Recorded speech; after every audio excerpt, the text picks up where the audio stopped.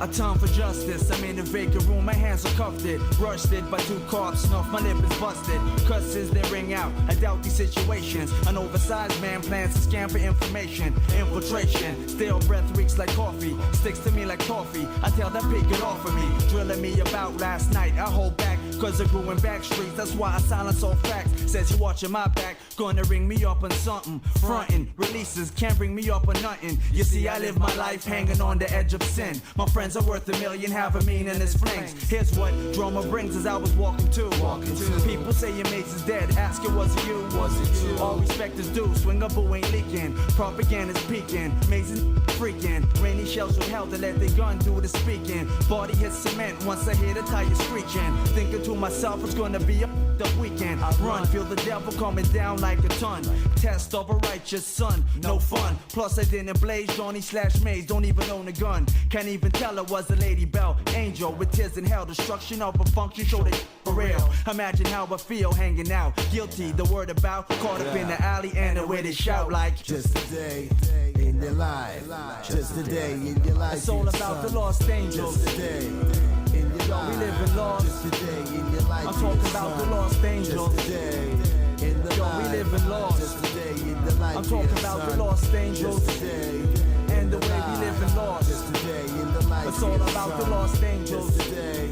And the way we living lost. Just a day in your life. I see the flickers of a street light illuminates the streets of Babylonia. Days and nights regarded soldier. See the shadows of a soldier consuming nails wrapped up in a cube and smell death from every angle. Faith is hardened like a tortured angel. See him pacing, frustration like the devil's chasing. L's embracing, thinking of the time he's wasting. Look across, see a life is lost from the heat of mangled body. Stains of murder splattered on the street. It's like scenarios you peep, it doesn't matter. Sons killed, try to make a build, others get battered. Dreams get shattered, and as I watched that cry, I realized it was my next to Ken's that was lost. Explaining to his friends how the gun just went off. I puffed L's cough, take some glances. What's the chances? Saw the in the club doing the latest dances. No escape from the street, life is murder. Salvation keeps getting further. Just a day in the life. Now 1, 2. Just a day in the life. Just a day in the life. I'm talking about the lost angels. Just a day. And the way we live in lost. Just a day in the life. It's all about the lost angels. Just a day in the life. We live in lost. Just a day in the life. I talk about the lost angels. And the way we live in lost. In the life, in the life. Yo, I see the lost angels. Just a day. And the way we live in lost. Living lost in the life. It's all about lost angels. Living lost in the life here. Yo, we live in lost. Just a day in the life. I talk about lost angels. Living lost. And the way we live in lost. Just a day in the life. Yo, I'm a lost angel. Living lost in the life. Watch the way I'm living lost. In the lost in the life. I talk about lost angels. Living lost in the life. And the way we live in lost. Living lost. One time.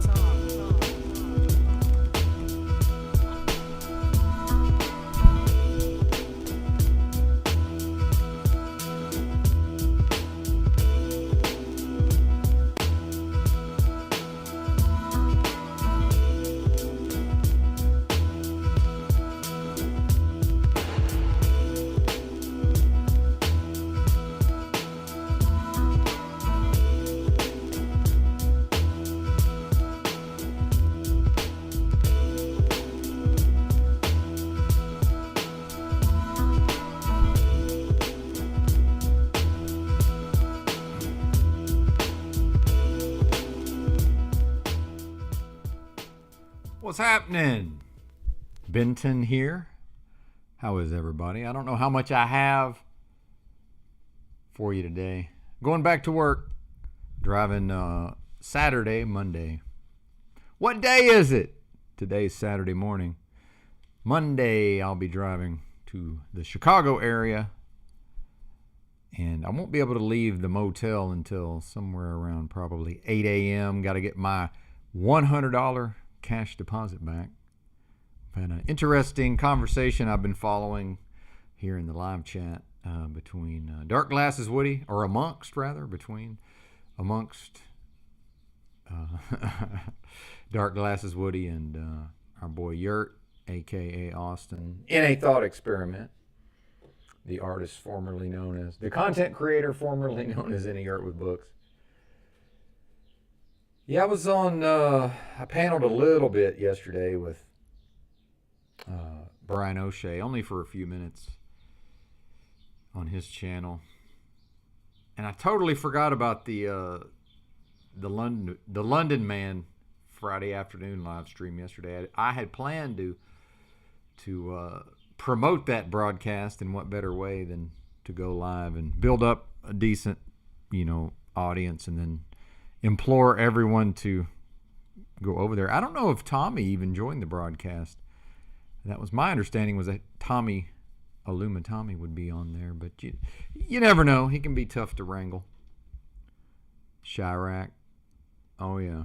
I've been there many, many times truck driving. In fact, I used to deliver to these container stores. I've delivered to, I don't know, probably 4 different container store, retail stores there in the Chicago area. So, yeah. Yeah, I grew up in a high crime area, so I'm not too worried about it. But thank you for the. I'm always cautious, just for the record, just so you know. Well, except when I'm being reckless, certainly. Yeah, O'Shea, can you pee by your car's dim night light? Oh man.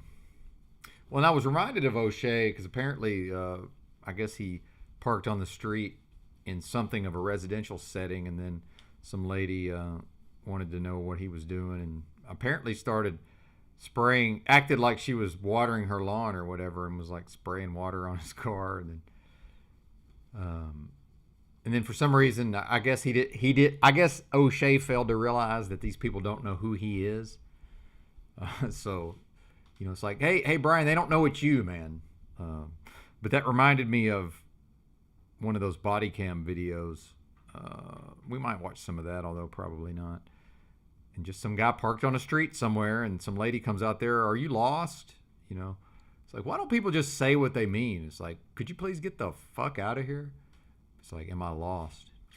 Yeah, lady, I'm lost. But of course, the lady calls the cops, and I think this is fairly standard procedure nowadays. See something, say something, and of course, we do live in a police state, meaning the country I would refer to as a police state.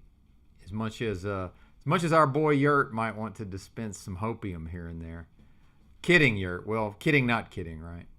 I'm trying to coax him onto the broadcast this morning, but I will say this, Austin. If you just want to get something off your mind, I can agree not to bring up any other panelists. Because you know how it goes, man. I'll sit here and talk by myself for an hour and a half, but then as soon as one other person pops on here, it's like here comes everybody. The floodgates have opened, right? I really just need to have like an email list and just email out the link. What I might start doing. What's up, Terry Miller? Good to see you. Dominating mass media is a good way to reinforce their version of reality and enlightened thinking. Well, I've got thoughts on that, of course. I think I'm going to ease into the broadcast here, though. Dominating by yes, competition is a sin, right? And then flashing back to the boardroom, the boardroom scene from Good to See you, RT Network. The famous Ned Beatty delivering the famous speech to Howard Beale, right?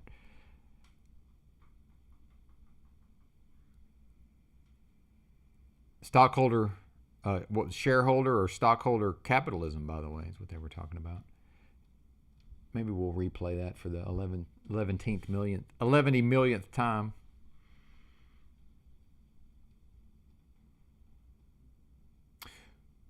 Well, I think it's,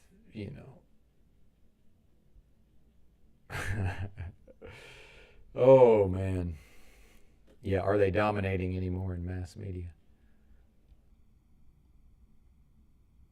There you go. Yeah, I am a fan of Mr. Beast's videos from time to time.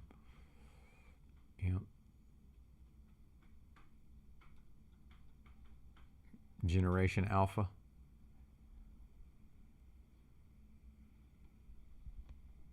Yep, good to see you, RT. Dark Glasses Woody says the consent of Generation Alpha will not be required. I don't know if I'm a little slow-minded today. I'm having trouble following a lot of this. I guess it's just as well, right? I mean, what does it all mean? None of this is going to amount to a hill of beans. I'm getting up out of here at some point.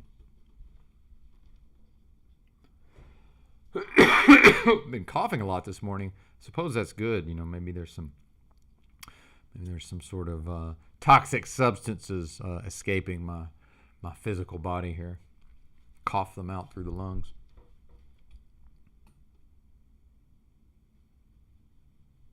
Been taking in a lot of vitamin A for my eyesight, and supposedly if you take a lot of vitamin A, one begins to bruise easily. I'm trying to figure out, there's like a bruise. How did this happen? Right underneath my lip. Very strange.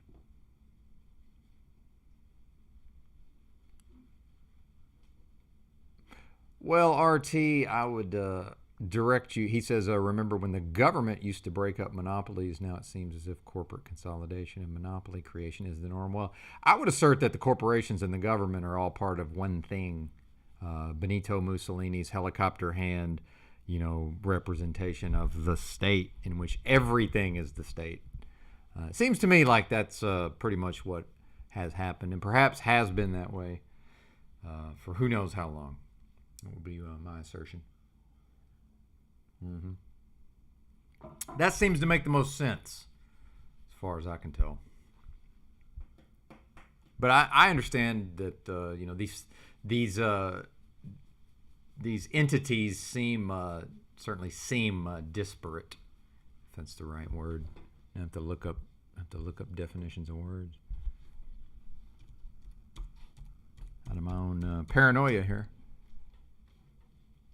Yeah. Well, I don't think that's right. No. Well, maybe. Yeah, essentially different in kind, not allowing comparison. Yeah, we're not really comparing the government to the corporation, I suppose. Things so unlike that there is no basis for comparison. Yeah, I think that's part of the programming, right? Is that the masses and some of us individually, myself included, in the recent past, tend to view these as separate phenomenon, right? Or phenomena. And then snafu, talking about the pogo and all this. I'm like, man, it's all one thing. What are you talking about? I love when people say like our corporations. I'm like, what are you talking about? Our corporations. What does that even mean at this point? Oh my goodness. It'll be interesting to see how this 1099 goes. I'm assuming at some point the government will force me to give them some money, but in the short term, I figure I can make better use of it myself, and then with my potentially greatly reduced lifespan here, who knows? And that's kind of interesting, not really knowing. I guess none of us truly know, though, right? Like, how much longer will this continue? Indeed. Yeah, and I'm doing this strange combination of looking forward to the truck driving.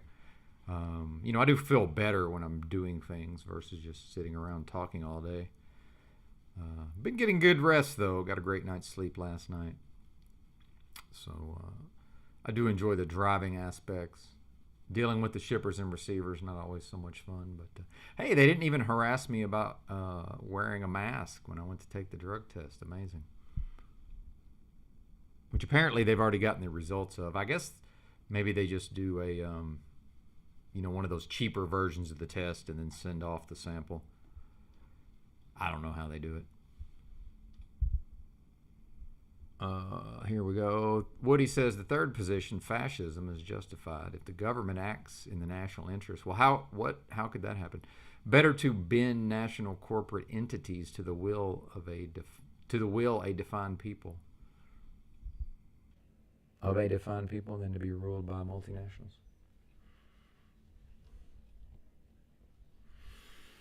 Interesting. Shout out to 18 folks here early on a Saturday morning. Woody says, yeah, the ship has sailed. Yeah, corporate collective of the dead. Indeed. SMH.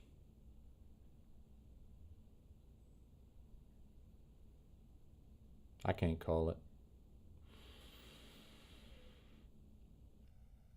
You know, if the data plan hadn't renewed, I think I might have just taken the day off. Although you never know. Sometimes I do get on a good jag here and there. Let's see, is there any content to respond to? I will say, while I enjoyed installment 2 of the the London Man's video he made.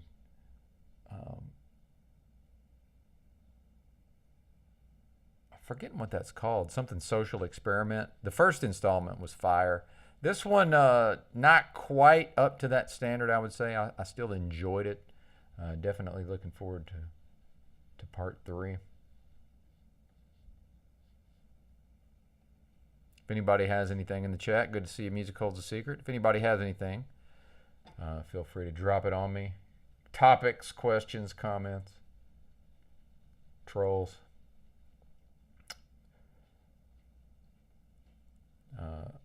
Feeling undermotivated this morning.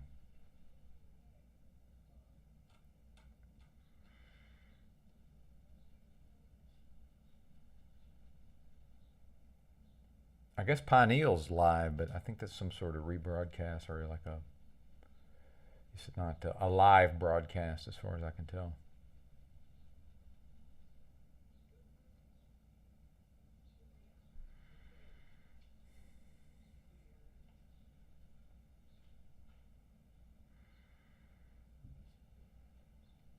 Good to see Mr. O'Shea back on Paul and Slave. Maybe we'll just jump into some of that material. Maybe that will jog something in the old noggin here.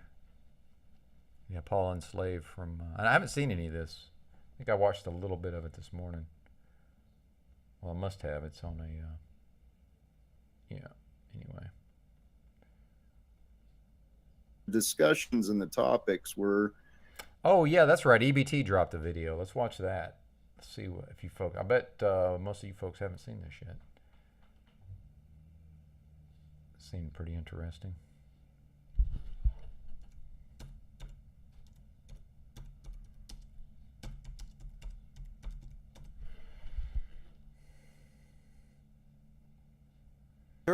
Jack Talcott themed video, actually.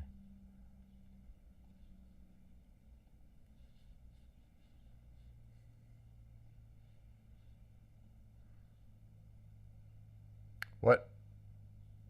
Oh, yeah, that's right. That wasn't intended for me, I don't think. Dirty magazine found somewhere on church grounds, God and pornography, they don't mix. But at Pastor Craig Gross's XXX Church, that's the point. Tonight, ABC's Paula Ferris investigates why a man of God would immerse himself in such a world of taboo. It's a church whose message is simple. Jesus loves you. And now just be dead to the world, right? Then they find Howard Stern would find the nastiest, biggest, blackest. Well, and I'm not disagreeing, Terry Miller. He says multinational globalists have a fervent vision of the future, and in that vision, many of us will not exist. Regardless of what so-called, and I know I'm going to sound kind of like a jerk here, but regardless of what multinational globalists do or don't do, in fact, all of us will not exist. If by exist you mean this form. Now, I'm pretty sure, my essence, as we've talked about before, my soul, if you want to call it that, it seems like perhaps that is immortal. Hard to know, I suppose. Seems that way. So, I'm pretty sure that was somewhere else and then came here, and then presumably it's going to leave up out of here, hopefully not to return to this particular layer of hell.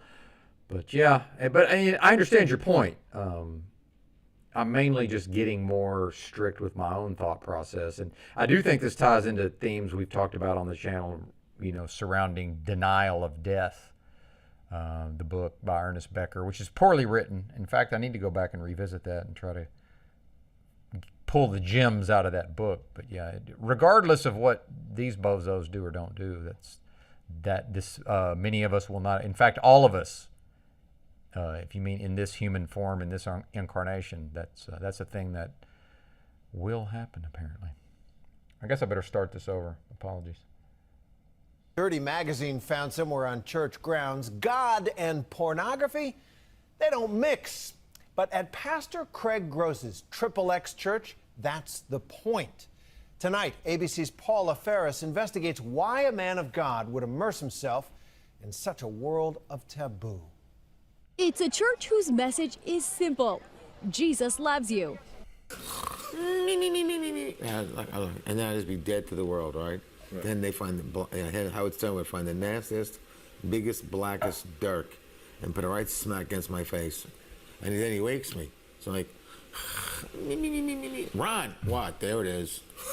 Like you and me, maybe to our knees. I don't know about you. I've been to my knees, and Do you still act in porn movies? I just did today. What did you do? Who did you bang? Some really good-looking girls. But I still do the movies. I do a lot of dialogue scenes in porn. Believe it or not, it's funny where I help with the story and I play a role. But you still do the actual Yes. physical. Not as much as I used to once in a while. So how many porn movies have you been in the past year? I have the world's record. I know that in a period of 3 to 4 years, it's been about 800 done. I started thinking, if I'm following his way, wouldn't God want me to feel rewarded? So that's when I started focusing on massage and shit like that. And so I figure Jesus did the hard part, did the perfection. I'm just here to follow his way the best that I can. And to show him honor, I'm going to enjoy the hell out of my day every day. As I said, I get hired. I used to get hired by the production manager, the casting agent. Now it's the girl who does it because of pirating. Yeah, that's the boy that cried wolf there, RT, but it's definitely in the news for sure. Apologies. Now I can't even make it through a 2-minute and 29-second video without pausing. What? One amongst 8 guys. The Jack is a much more. I prefer to be a Jack. Hell, I think Jim Holiday. Shit. Yeah. God just wants us to be awesome and feel good. Right. Yes, I'm pretty sure. I mean, imagine if you were God and you created these divine I would smite beings. the shit out of you right now for your rhetoric. Yeah, good to see you, Gary. Thank God for distance. But no, I figured God gave us life, not because. Oops.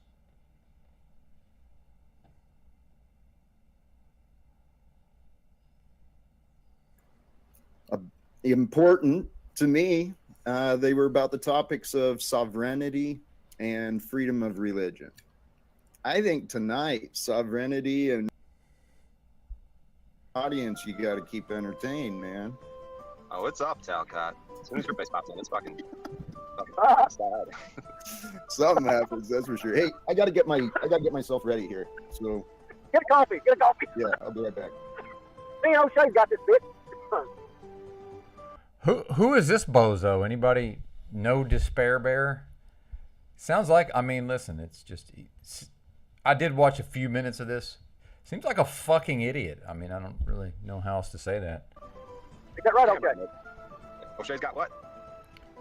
I said we got this bitch. Sovereignty? Yeah, we got this bitch, no Despair Bear. Liver and chips, that's a pretty chill job. All right, Talcott. fuck, that's not good content. What do you want to talk about? We need good content. When are you going to take those plates off your car? Fuck. Hey, I don't have any plates on my trailer. Does that count? It's better than nothing. But I'm driving around. Goddamn right. Bunch of fucking slaves, dude.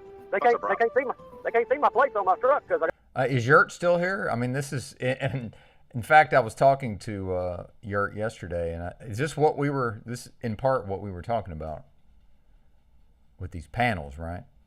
I mean, dude, what even is this at this point? So I got a trailer behind it, so. How do you feel about all that shit? I mean, is that what the panels turn into? Is it just like we start out talking about topics? Not we, but the community's talking about, rights and freedoms, and then, just conspiracies in general, these news items, the government, but then eventually it's just like, just having a chat with normies at this point. Like who even is this? Look at this. We all know O'Shea's got his, whatever he's got going on, but this just seems like the normiest of the normie. This, well, I'm assuming, yes, I would assume he is indeed GRP. Good to see you. But, I mean, who opened the floodgates of the normies, I guess? I don't even know. Shit. learning about it. Fucking. Yeah, shocking. Trying to get That's those plates right. off one day. Shocking, Correct the Terry record, Miller. get your paperwork together. I gotta fucking learn about this shit. Well, I think it's fucking right. I mean, it's right. We shouldn't have to be paying to fucking drive down the road. And hell, I just got into it with our local fucking property value assessment or adjuster or whatever the fuck he is, PVA. They tried to raise my fucking house another $10,000 in a fake appraisal, saying if you had a buyer and if you had a seller, then this is what your fucking house would be. Well, guess what? That means I got to pay more taxes. This fucking I don't have. Bro, is this new? Like, I just assumed if I was dumb enough to own a house and, had to be on the property tax rolls and, I would just assume that this would be what would happen. Like, isn't this just life at this point? Yeah, chatting with normies. That's right. But I'd like to know how not to. But yeah, they basically raise your tax value because your fucking value of your house goes up. And I said, I decline your offer. Well, that's called inflation, isn't it? I mean, isn't that what happens? I mean, I'm astonished at this point. They said it was a goddamn mandate on the letter. Humongous letters at home in the vernacular. office. I was fucking looking at the language and shit and listening to Paul and Wizard. I was fucking looking at the language and shit. I mean, look, it's bad when I'm making fun of how somebody talks. I mean, this is a new low. Some of them, what they say this word means and that word means, and I kind of remembered it. And I was like, it's fucking bullshit. Hey, that's weird, huh? That's weird. A mandate since the beginning of time is the same thing as a request. So yeah, I told him I declined his offer. He didn't even respond, dude. And I did it all through email. It says you can contact him email, phone, or come in person. I'm not coming in person. You can come in. I'll come in your mouth, but I ain't coming in person. Whoa. Yeah, obvious humor is the funniest there, Bubba. And yeah, good to see you, Pamela. Yeah, this is it's probably a good time to go back to earning some fiat. So I'm not sure how much more of this I can take. And I don't mean doing live streams. I just mean this sort of stuff in general. Maybe I'll go listen to some audio books, perhaps, and just rant and rave at 2 a.m. like I used to. Who knows? Yeah, exactly. Thank you. Yeah, it's just, overhearing, choosing to listen to a not very interesting conversation. Well, at least Paul showed up. He will presumably bring something interesting. Yeah. Email is the best way to do it because you got them right there. They got to say what they got to say, and there's no fucking, And here's another thing. Like when I listen to people like this talk, just realizing that in his daily life, like he's actually, and I hesitate to say more intelligent. I would say less dumb. So he's less dumb than the people that in his daily life, so that he is probably viewed as some sort of source of information. Because he seems to be talking in such a way where he's used to people like listening to what he says and giving it some weight. Meanwhile, I come on Paul's broadcast from time to time and I'm really like, carefully wanting to hit certain points, and I'm trying to avoid, just, saying anything that's not going to add to the broadcast. But then there's just bozos like this that have just no issue, just diarrhea of the mouth with some of the most banal, trite, uninteresting, borderline nonsense. What is this? It is what it is. There's no persuasion or no fucking gray area or nothing. That's right here, sir. English mandate, even their definition from fucking. Oh wait, do better. And I don't mean the audience. I just mean in generally. Hey folks, do better. Thank you. Dictionary.com. English mandate comes from Latin mandatum, an order, instruction, commission, imperial directive, parentheses, in law, a consensual contract. So, there you go, a consensual contract. It's an advice. We can't force you to do anything unless you're in the military. Oh, and remember when we were talking about the people, they seem like they're listening. This guy's not listening. He's catching just enough to be able to talk when it's his turn. So I love this, man. Just how pedantic I am, it's very helpful in some ways. You can I'll come in your mouth, right? Come in Yeah, hilarious. Whoa. Hilarious. Yeah. Email is the best way to do it because you got them right there. They got to say what they got to say, and there's no fucking, it just is what it is. Yeah, okay, it's 2023. Thank you for explaining email to us. Appreciate that, Bubba. It is. There's no persuasion or no fucking gray area or nothing. That's right here, sir. English mandate, even their definition from fucking dictionary.com. English mandate comes from Latin mandatum. In order, instruction, commission, imperial directive, parentheses, in law, a consensual contract. So, there you go, a consensual contract. Guess what? I meant West. We can't force you to do anything unless you're in the military, but we're back to your status according to them. You're some citizen slave. You already have contract with them, and they're going to move a mandate on you unless you stand your ground and correct the record and tell them, no, the mandate is a consensual contract, and I don't consent to you arbitrarily telling me I have to pay you more on some hypothetical ideology. Doesn't work. It was hypothetical. Okay, so you say to me, well, how do you do it? I just told you how. It's common sense. Tell them I'm not paying and see what they say. Right. In this dynamic, it's like, you show up to school or anywhere, or you go to jail, and they go, okay. Oh, and is this your average, I'm sure this guy thinks he's MAGA. He's probably still like just, outraged by how the January the 6th detainees are still being treated or whatever, mistreated. They're just driving down the street, fucking on a broadcast, not watching the road, smoking a doob apparently. Like this is your conservatives nowadays. Like make conservatives great again. Let's bring back. Remember when they were anti-pot? Now they're on Paul Enslav's broadcast, hurtling down the freeway, smoking doobs, not watching the road. Hey, we're going to take this much every day. This much. At what point do you say this far and no further? I'm giving you nothing, and now we got to have an exchange, right? So again, it's only so many times before I go, now I'm not giving you nothing, and now you got to take it from me. Right. That's how I feel about it, dude. And the thing about it is, they just raised my house property value, during 20. Yeah, and you're gonna pay it because you're a slave, like almost all the rest of us, like effectively all of us. Yeah, you're gonna whine and cry and pay it. So how about just shut the fuck up and pay it? 20 or 2021, like within the last couple of years, and it jumped it up about $12,000. They jumped it up. Hey, brother. Already. Put a pause. Yeah. Again, who could have possibly foreseen the slave system under a period of all this inflation and the houses shot up in value because people wanted to move because of the pandemic and all this stuff? Who could have foreseen the local, the county government or whatever saying, okay, well, now we've determined your house is worth, 10% more than it was, and as a result, we're going to expect more property tax. Who could have foreseen this? Pause in the conversation. I'm going to throw you guys to the back for a little bit, and we'll get you right back up. Thank you. I love you, Paul. Thank you, man. Seriously.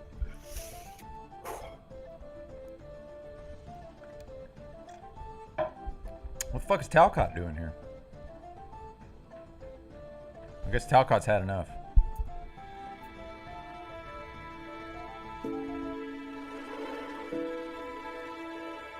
Oh, I don't even know what's happening. You see the connection, fast right? Forward. I can see. But here, we can build off what they brought us to find something. Because that's what you do every day. You find something from what is brought to you. It's fucking beautiful.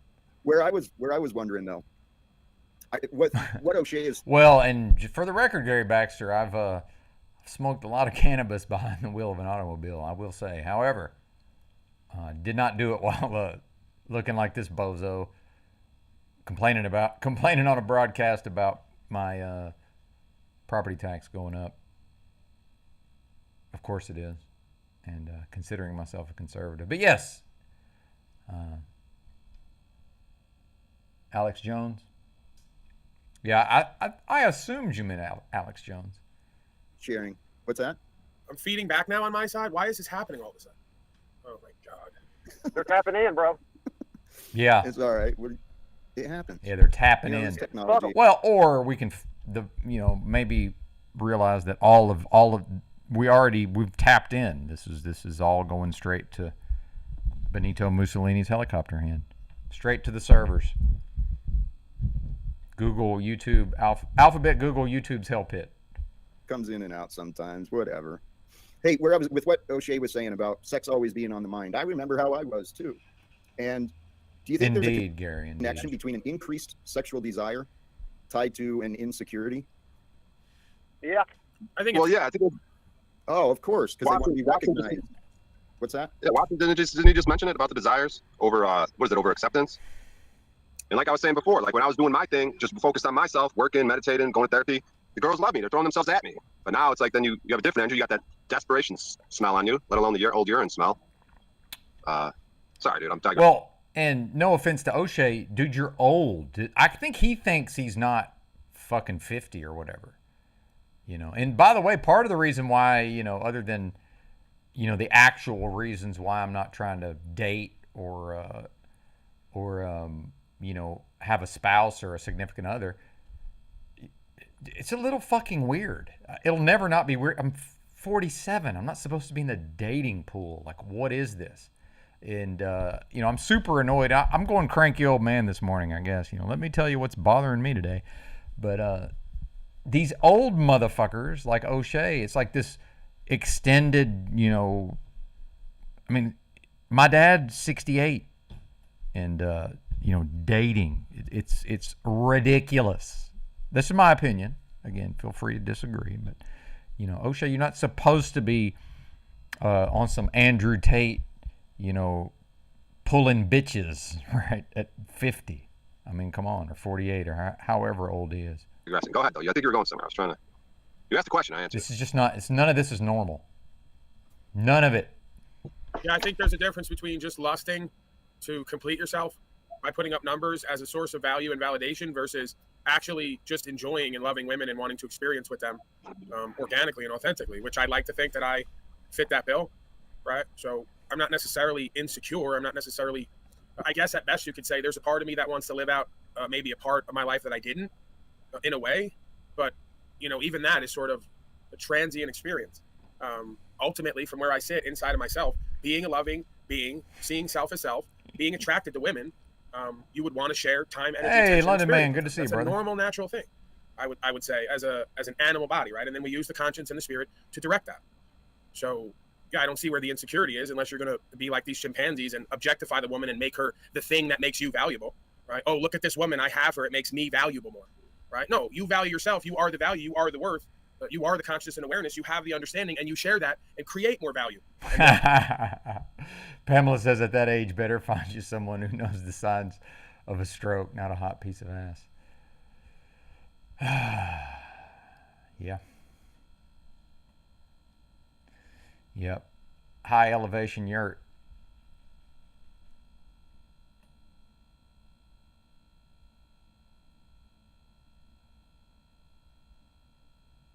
Yeah, you know, he says some funny things, but yeah, I agree, the delivery's a little strange.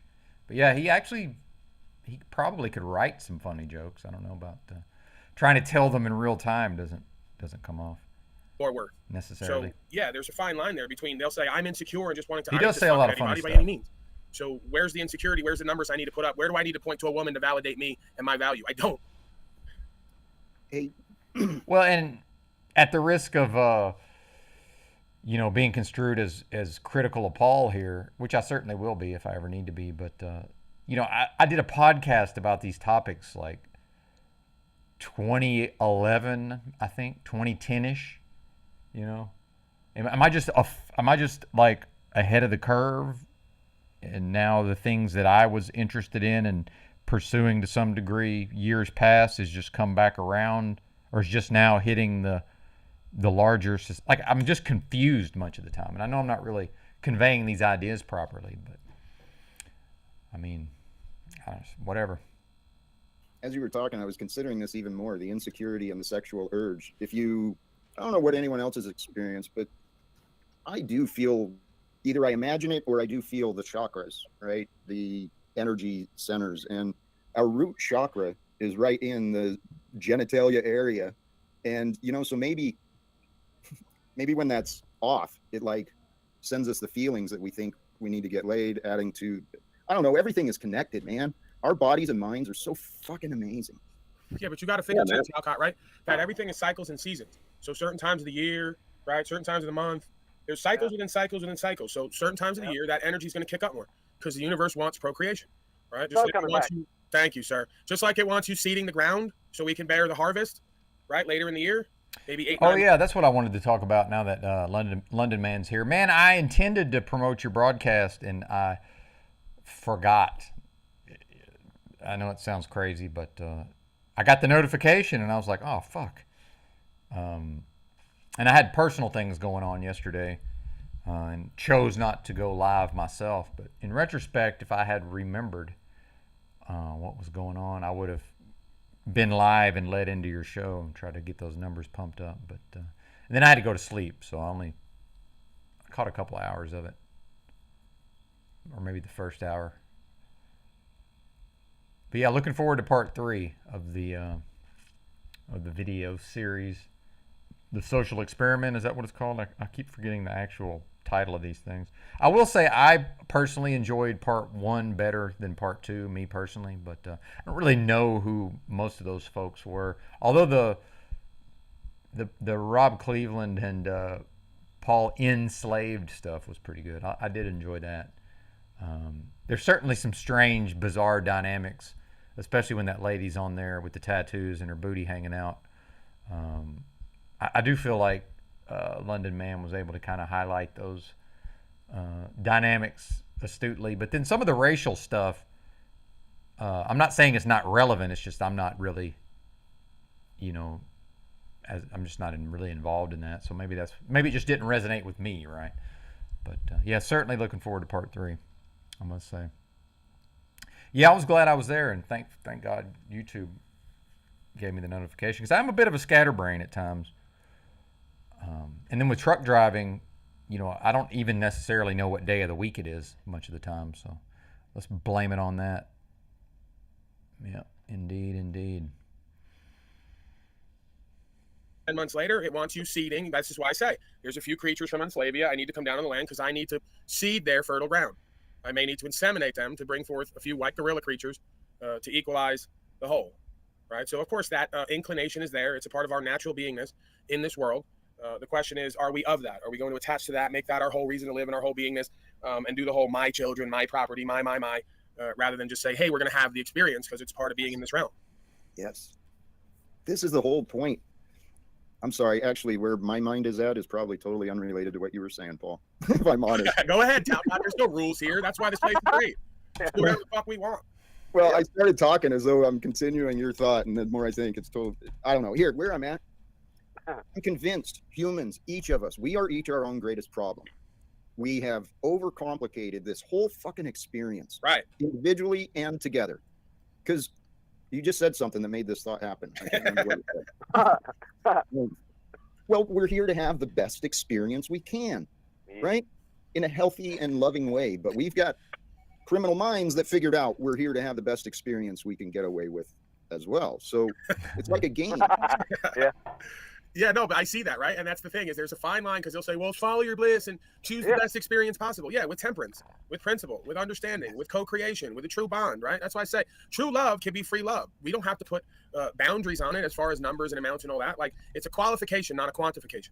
So the quality of the being and the beingness will determine the dynamic of the individual and the whole experience. So absolutely, we're here to have the best experience possible. We're not here to be neurotic and constantly guilty and fearful and insecure and in this divided space with the creational force and the creation. No, I don't believe that. I think that.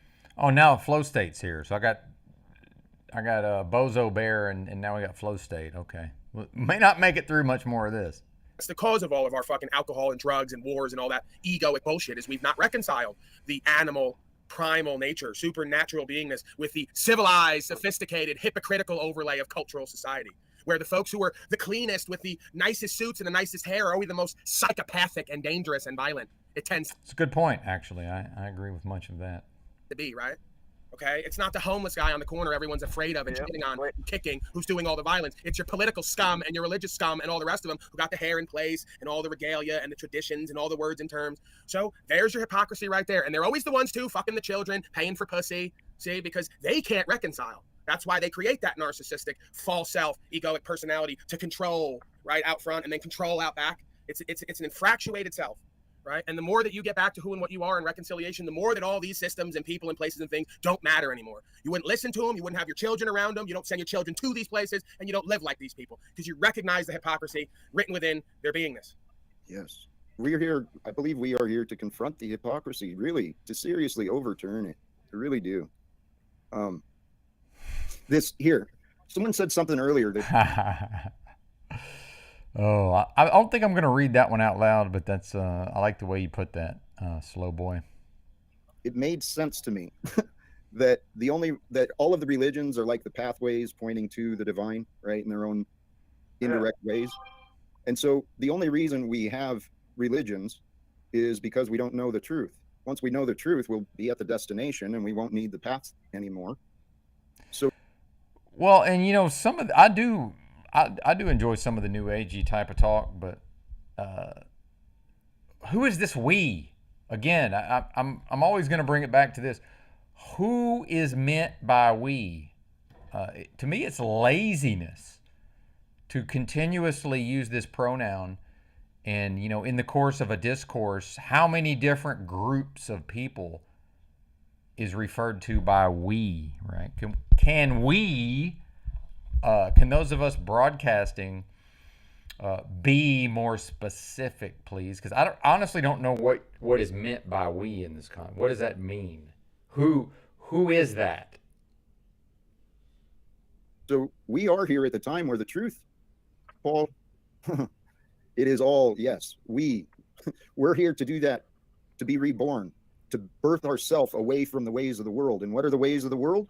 Wait a minute. Yeah, but what? Let me go back here. It's a key point in here somewhere. Path anymore.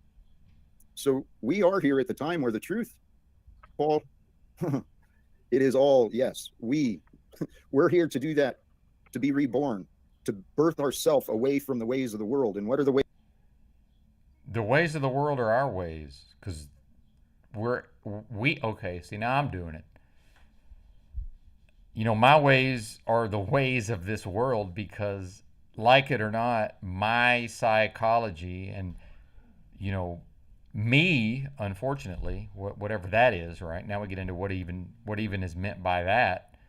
So let's just stick to psychology. You know, my psyche, that's all was formed in this system. It's a product of this system. I would say everybody's psychology, you know, with I guess some exceptions, but I mean, isn't that what the thing is? Isn't that what's happening here? So yeah, maybe this rebirth he's talking about. How? Okay, how? Now I've got my own opinions, and I would like to think that I've accomplished some of that in my own life through various means of deprogramming, you know, and reprogramming my own psyche. But okay, that's great, Jack. But how? How is that performed? How is that accomplished? Ways of the world, religions, politics, and economics. Yeah, programming. Oh, the debt ceiling. Oh, you mean that thing that on a regular basis becomes a news item, and then people freak out and panic, and then somehow it's resolved every time, and then the masses just forget all about that there even is a thing called a debt ceiling. By the way, the like 1984 by Orwell, you know, this never-ending series of victories over one's own memory, right? It's like, so then 9 months from now, the masses can just go through this drama, this melodrama again, as if there's never been, because if a person actually could remember, you know, just how many times in the past, however many years, the you know, economy has bumped up against the debt ceiling. It's a fairly regular occurrence. But then every time it happens, it's more or less treated emotionally as if it's like this potential cataclysm that just somehow could not have been foreseen, right? And even somebody like my dad, who has been day trading since the 90s, I got to talking to him about various factors with the economy, and it was like, I've referenced the 09, you know, 08, 09 crash, and whatever you want to call it, collapse, and he was like, oh yeah, I forgot about that. It's like, what?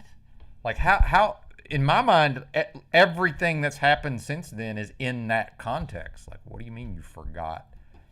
A never-ending series of victories over one's own memory. Well, how do you divide the animal body from the spirit? You employ a certain system, right? It's got a political component, a social component, a religious component, because we're dividing. Good to see you, Jimbo Khan. The lack of reconciliation, not only between self and self, but between the animal body and the angelic spirit. That's all it's about. They're going to come at you with the religious bent. Oh, don't touch a ding ding. God's watching and you're going to hell. Well, philosophically, I understand what you're saying here, Oracle Light. I would contend that very few people actually accomplish what you're saying but I'm not disagreeing with what you're saying. But it's not really a thing that seems to be happening. Not on a mass scale. Certainly, some individuals are accomplishing that. Yes. Us, maybe, meaning the audience for this broadcast. Right? Just upload you early on with all that bullshit. Yeah. Then you got these folks just broken, left or right brain, not holistic, worldly or otherworldly. They can't figure out how to ride the middle anywhere. They do these things in school, man. They'll test everybody's brain, and they'll go right through the class and say, he's left brain, he's right brain, he's left brain, he's right brain. Yeah, because you're breaking these people down the middle, right? Most folks got some semblance of personality disorder, right? Some semblance of multiple personality disorder. Don't tell me folks don't. Because I regularly meet people out in the open, and they're one type of person. And you get them another place, they're a different person. You get them a third place, they're a different person, right? And then they say, look at Paulie boy, he's so offensive, right? Look at how he presents you. I'm the same motherfucker everywhere I go, though. That's the difference. Public, private, right? Well, really, when you get right down to it, who and what I am and how I live, I'm the same person everywhere I go, in every situation. I just smacked on some shit. I resonate with being authentic. One of the things I noticed about myself authentically, I can adapt, and I do adapt. Depending upon the energies and where I'm at. Is that good? Is it bad? I don't know. Well, in Oracle Light, I've done this thing also where I used to give these individuals out here that comprise these masses, I used to give them way too much credit for what's going on in their brains. They're so far away from what you're suggesting here. It's effectively, it's just may as well be impossible. Like that, there's so many things would need to happen to change in their minds to even get anywhere near being able to approach the topics that you have broached. That's my way. There's another. Hey, freedom. This was a thought I had earlier because that was another topic of discussion. Freedom we talk about a lot. It's the freedom to choose. Well, if your choices are limited because of limited knowledge, you have limited freedom. Does that make sense? Of course. Yeah. Okay. Well, this is why I'm insistent that we can find a way to end this bullshit of authority and secrets, withholding knowledge, because demon crazy is exactly what we're living with right now. The fucking miseducated and the confused are confident they're right, so they keep voting for different slave masters, telling themselves it's going to change. And in the meantime, wars are continuing. This shit is nonsense, man. Yeah, but this is how we remind ourselves. This is the beginning of time, Talcott. It's no coincidence for thousands of years since the beginning of time. Long as recorded history that we have, the Tao will tell you that's the dynamic here. The dynamic here is it's the kingdom of heaven is few. Those who choose that want in will have in. The majority probably will choose not to until it gets really bad. Then you'll see more of an influx. Again, we zoom in on one. Well, that's a good point. Oracle Light says, for me, I only arrived at a place of peace after I went through the pain, which I'm still healing from. So that's where the repression, Paul talks about, and I've talked about repression a lot on my own, but tying in the repression with the depression and then the oppression, right? Yeah, lots of things not being faced by many individuals. Yeah, the asses of the masses will always be ran by their impulses and programming. Great to see a few people making their own path spiritually and deprogramming themselves. Yes, and this is why I'm so ardently against we. It's like, well, I'm not in the group with these masses, and that's who needs to get their shit together, arguably, debatably, So yeah, I've done the things that the masses individually, the individuals who comprise the masses, so I've done that, so I'll be over here waiting for the rest of these fools to catch up, which, as we know, is not going to happen, right? But there's no this we. What are you talking about, Jack? There's no we in this sense. Now, maybe you mean they, meaning these bozos who are gobbling psych meds on a daily basis to avoid facing the pain that Oracle Light's talking about and the suffering. If you find yourself, what is the old cliche? If you find yourself going through hell, keep going, right? It's the psych meds, and the repression, that's a way to be in the hell, but not actually deal with any of it, and to, make it seem as if the individual's not actually experiencing hell in that sense, or struggle or strife. But yeah, there's not a we,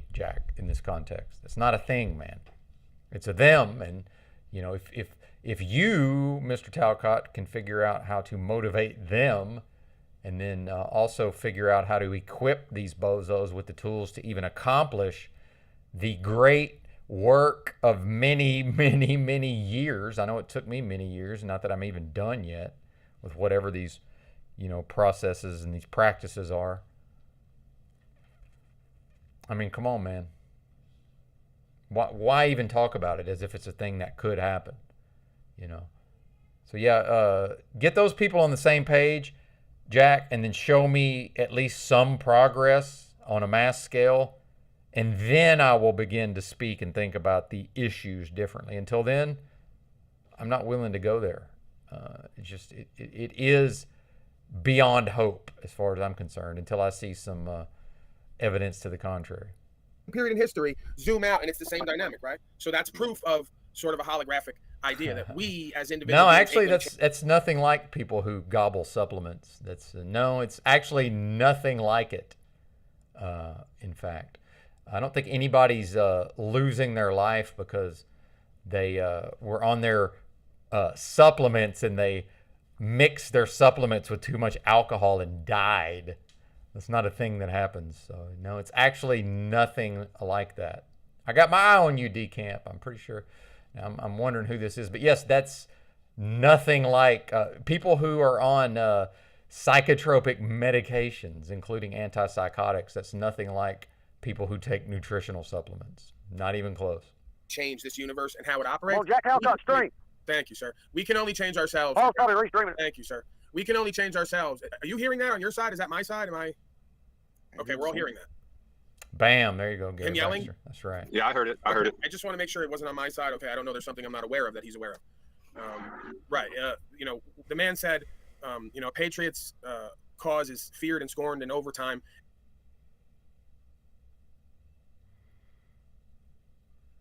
Oh, I see what you're saying, Oracle Light. The thing is, there's no evidence to suggest that that's a thing that could happen in this literal hell realm, right? That's just not. Now, presumably, if I've accomplished the work that I believe I have, then when this, life ends and my spirit goes wherever it goes after this, presumably it's not coming back here.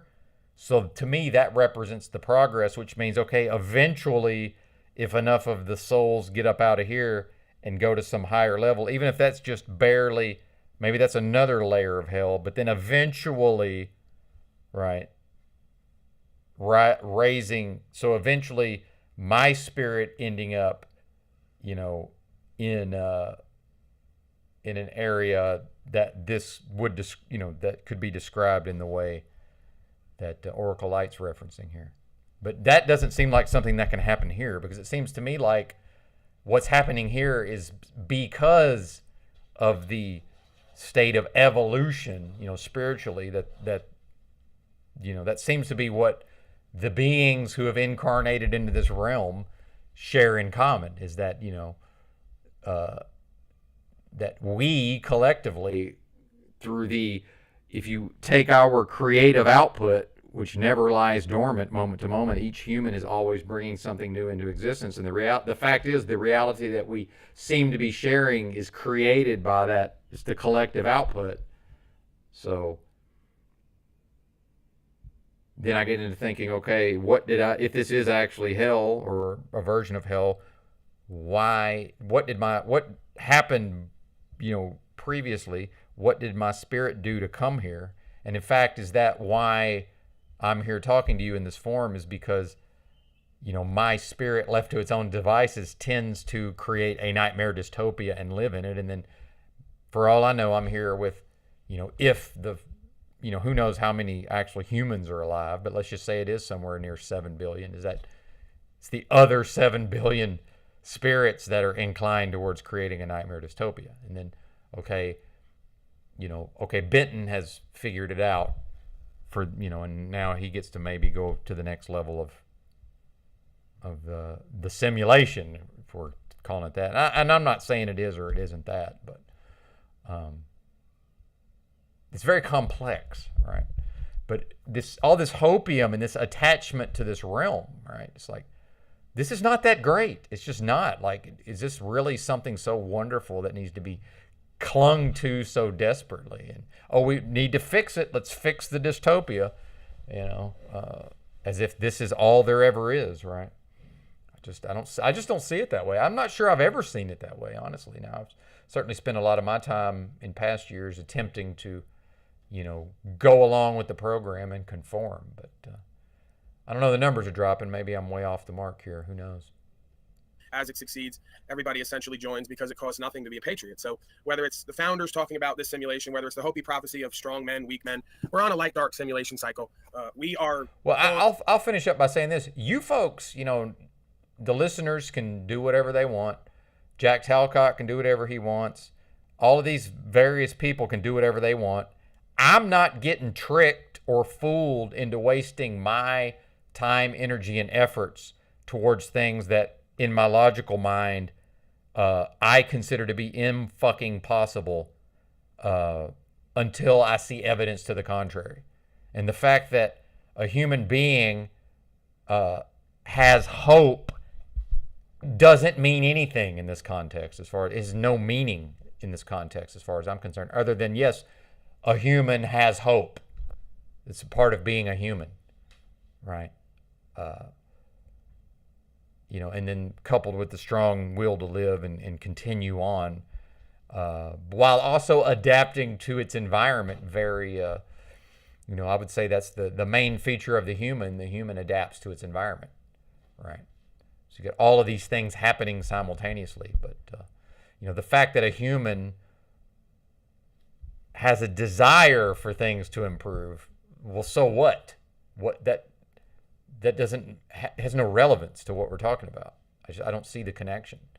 I can be hopeful, but I'm going to recognize, well, that's based on nothing, because there's no evidence that would lead me to conclude that what's happening here will do anything but continue, which means a degradation over time, which is, I've been here 47 years. I'm pretty sure we could just go back to the official fiction and study these events and study the politics and study the different nations and the things that have happened. And certainly there's been progression, technologically, right? And, the United States does still have a high standard of living. So compared to the past, some things have progressed. But in my lifetime, we've mostly seen a degradation at the level of individual humans. Is an individual human, so go back to when I was 1 year old, were the 47-year-olds in a better state physically, emotionally, and spiritually than they are now? Or have they degraded? Which would lead me to believe, actually, yes, there's all this evidence I can point to of why the degradation. So knowing that, why would I expect anything other than further degradation? That just seems obvious to me. Now, if things do begin to change, then yeah, of course, then reassess. But I'm not willing to deal in hopium. But I too have, as a human, I certainly have that strong will to live and to continue progressing. And I also adapt to my environment. I've adapted to this illness. All of these various things, right?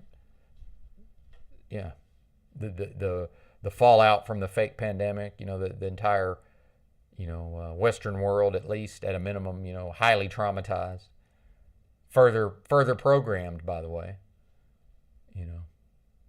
Anyway, full doomer. On the board, right? Pieces in the game. We can choose to take a certain role, but to think that we're going to change the game, I think, is foolishness. The universe is already creating this. We're just part of it, right? We're in the universe. The universe is moving. It has a swing to it based on what we choose over time. It's swinging back the other way now. We're just part of that movement, right? So again, I just go ahead, brother. I don't mean to be disagreeable, but I do. I am definitely feeling this shift that the past conflicts and all this bullshit that's continued over and over, the slavery of mankind. I believe there's enough of us waking up. I really do. Hopium is powerful stuff indeed. Well, there's a lot of people too that they don't have a choice. Some of these other nations that are rising up, man, the chaos and the negative energies. Well, I agree with you that we're going to see sort of blowback and power differential shifts with more information and understanding, I've already said that we're going to see you see the counties starting to not uphold policy and code. They're choosing the law of the land. So I'm not saying those things aren't going to happen. I'm just saying to act like, oh my God, I have to do and be something in order to make these people do X, Y, Z. You can't burden yourself like that. You just live your life and your lifestyle and communicate that truth. If they want in, they want in. If they don't, they don't. You know, you can't take on the burdens of these people in the world because many of them don't want to change. They don't want better. They're never going to choose better. They're going to choose. Bring this fucking thing up. They showed it to me again. I had so many things I looked at that I forgot. William Wilhelm, which they call de Blasio. That's his real name, William Wilhelm. Another fake Italian Germanic Nazi scum.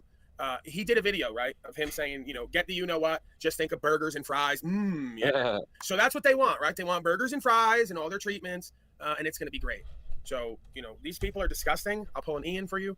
They're disgusting. A lot of them are reprobate and fallen. They're broken and damaged, and they're never going to come back, right? They're not. They're so deep in that they're going to be casualties to this place, you know, like so many I've seen before me and seemingly so many after. There's many folks I know directly not here no more because they're dead on alcohol, drugs, street bullshit, and whatever else. So to think that most folks ain't going to continue to go deeper into self-chosen slavery and genocide and addiction as we have economic strife, I think is foolish. But out of this, whatever we're going to see, these turbulent times, is going to come, like there always is, a reset, as they say. But the problem is they're going to be right there to direct a reset like they always do. So they take the organic movements of time and peoples, and they're always right there to get out ahead of it, to move it or influence it the way they want it to go, because they know the timeline like I know it.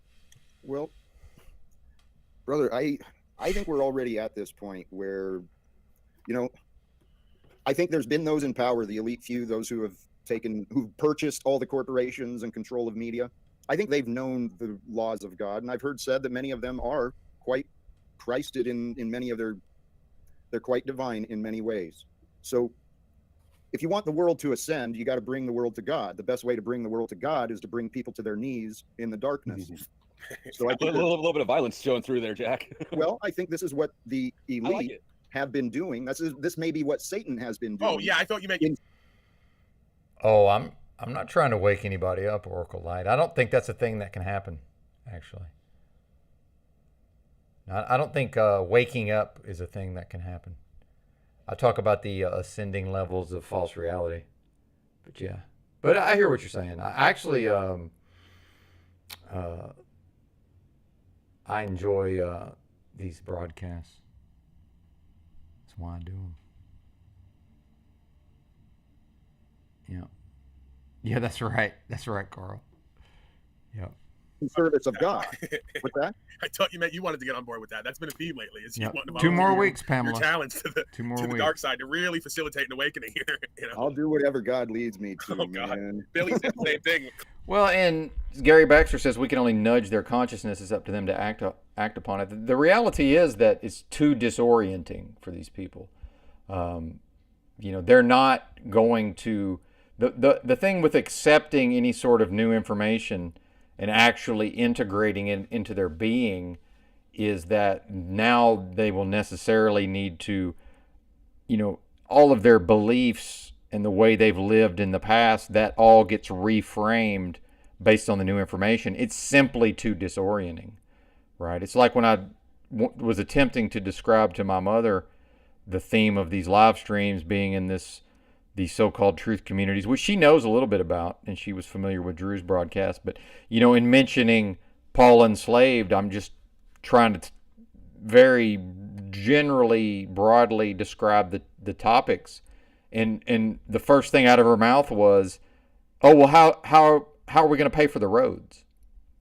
Right? Because she can't interface with anything that we would consider free man on the land or Sovsit. She can't even hear me use it as a description without going into a fear space and saying, well, wait a minute, how are we going to pay for the roads? See, that's the person protecting their current worldview, because to not protect it is too disorienting. And these individuals, 99.99999% of these people, cannot sit with those levels of disorientation. It's not a thing that can happen. Meanwhile, I've asserted that most of the people who comprise the masses, they can consider one idea and one idea only at a time, and that's best case scenario. Some of the time you can't even get them on the same page with you with respect to one idea. So yeah, you can maybe get one idea that you could say will nudge their consciousness, but you can never get them to connect that idea to a second idea. That's literally impossible. Cannot happen. So yeah, I've had so many people just agree with me about various things, about the fake pandemic or whatever, and I'm going point by point through things, but they're only ever interfacing with the ideas individually. So when we talk about this one aspect, and then we go to the next aspect, they don't even know that we just talked about the previous aspect. It's neither here nor there. So that's never a connection. So we never get to the end of the line of, okay, Benton just hit 7 or 8 different points. Do you see how these connect? No, they don't. They can't. They're protecting themselves. They're not going to lean into those levels of disorientation. It's just not going to happen. And the system, by the way, that programmed their psyche, these people who their psyche is necessarily a product of this system. It's not an accident that that's how people's psychology operates. It's just literal mind control. Literally. Yeah. Mind control. It all comes back to the mind control as far as I'm concerned. All roads lead to mind control until Jack Talcott can explain to me how do we deprogram these people. Not we, sorry. By what means can these individuals be deprogrammed or even further deprogram themselves? The fact that I've been able to do that to a large extent, well, maybe I'm just special in that regard, right? Or maybe you're special in that regard. I'm sure I'm not the only one, but, compared to all these people out here, it's a farce. Klaus. Well, yeah, bro, I've said this many times. It's apparent that, like the scripture says, this is a covenant. The shaitan with the system is under the creational force because this thing is a simulation and it's going to let you ride as long as you stand on certain things. If you start to slip on that, it's going to check you and test you, right? It's a simulation gang warfare scenario. You're getting checked. You're getting what you need if you don't want to be an honorable man and you want a bad faith false claim. Yeah, pussy. That's it. It's a street psychology, spirituality dynamic Well, meanwhile, most of our federal income tax goes to pay interest on the national debt. Hence the debt ceiling, by the way. Your federal income taxes do not build roads. That's just nonsense. It's a simulation, right? It's exactly what it is. Everyone says they're a man and a woman. You don't want to act like it, you're getting slaved. What's the difference between that when you go to jail? All content is trauma. I'm on record as saying that. Or all media is trauma in a thought experiment. Yeah, I mean, my psyche is immersed in whatever this is, right? So yeah, I mean, it's a good question. All I'll say about that, is, either I program my mind or my mind will be programmed for me. There's only two things that can happen as far as I'm concerned. So, is Benton programming his own mind most of the time? I believe I am, but what if that's part of the... See, now we get into these levels of schizophrenic thinking and paranoia. Like, thankfully I'm not really intelligent enough to just constantly concern myself with that. So I sort of don't even go there at all. But, what if that's part of the mind control, is for me to actually believe that I am in fact programming my own mind? But then you also get into like, is free will even a thing, right? So, this is... It's interesting. These are interesting thought experiments, to be sure. Yeah, right. I think one of the things. All I'll say is I'm pretty fucking sure I know what's going on, but whether or not anybody else does, I don't know. On some level, it's not even really my concern, as far as I can tell. About like the street simulation is knowing your place, and it seems to me. Tell me if you disagree. That well, I believe they build the roads from when people buy gasoline at the pump, that is highly taxed. So I'm pretty sure that's where the federal money for roads comes from, for the most part. That focusing on the big powers, the powers that be, is not your lane, right? If everybody focused on their lane and themselves and their family, then you got the whole thing covered. But people get distracted with the UN, which is a gangster organization. That's a good question, Yurt. Maybe people like me and you could, create some kind of do a symposium about all these various topics. That's one that I'm probably a little too close to. I think I have such firsthand, I have such access to such firsthand experience with mind control that I probably, you know, as much as I criticize other people for sort of skipping past the basics, that might be an area that I could probably brush up on. I'm certainly not necessarily an expert in understanding these topics well enough to convey them to somebody else. Yeah. There you go. And but yeah, a formal study of mind control probably would not be a bad idea. That's right. You're right, GRP. Yeah, this is. I'm not. I have no problem with these beings existing. I would just. Can they be shunted off elsewhere? You know, that would be my. I would be in favor of that. How can that be accomplished? And such. I don't know. It feels like a placebo activity to me, like national politics. Yeah, it's a way to give us purpose and meaning outside of ourselves, which is inherently part of the problem, right? The folks who've given us the society and culture of looking for solutions outside of ourselves cannot be the ones we go to for solutions outside the self. They don't have them. They don't have self-solutions. How could we go to them for solutions when they don't have self-solutions? All they have is the system. And we can offer them the solutions they don't know they need. They don't believe they know about it. They're not stupid. They run shit. Hold on. I see the UN, regardless. But Jack, these people's paychecks depend on their belief system. The thing is, they are backwards incentivized, or more correctly, they're actually incentivized against what Jack is proposing, because their way of life, their standard of living, they feed themselves and their children. You know, they pay their rent, or their mortgage, or their car payment, and their credit cards. That's how they earn their fiat, sir, is by believing all of this nonsense on some level. Even though my assertion is that every human being's subconscious, is perfectly decodes all symbols, so that on some level all these individuals actually know deep down what the fuck is going on, and it's all a lot of this is just fake ass nonsense. It's a method of communicating. They have the reach. The American government has connections to the media. If we could open the right doors, we could open up a global message. We could present the truth and demand that this is the time. Truth dictates that we must change. The facts and evidence force freedom into existence. Who is we, Jack? We. Show me the people who represent the we you're talking about, Jack. Where are they? Get them in a group and take a picture of them. Until then, you're speaking to fantasy, sir. This is a person, and he's not the only one. This is a person engaged in flights of fancy and imagination. These are not things that exist tangibly in the real world, Jack. Pardon? You can't coerce freedom into existence. You can't coerce. We can set freedom free and stop denying freedom to each other. Stop denying ourselves freedom. Right, but again, from a lot of these people's point of view, human beings are never meant to be completely free. They don't choose to be free, therefore they're not given the opportunity.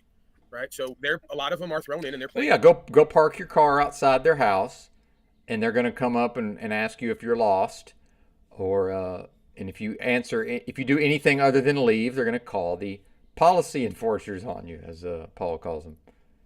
They don't want me to be free to sit in my car outside their house. They don't want O'Shea to be free to sleep in his car overnight on a public street that presumably he has just as much right to as everybody else. Presumably. These people want him to be kept away from them for whatever reason. There you go, Carl.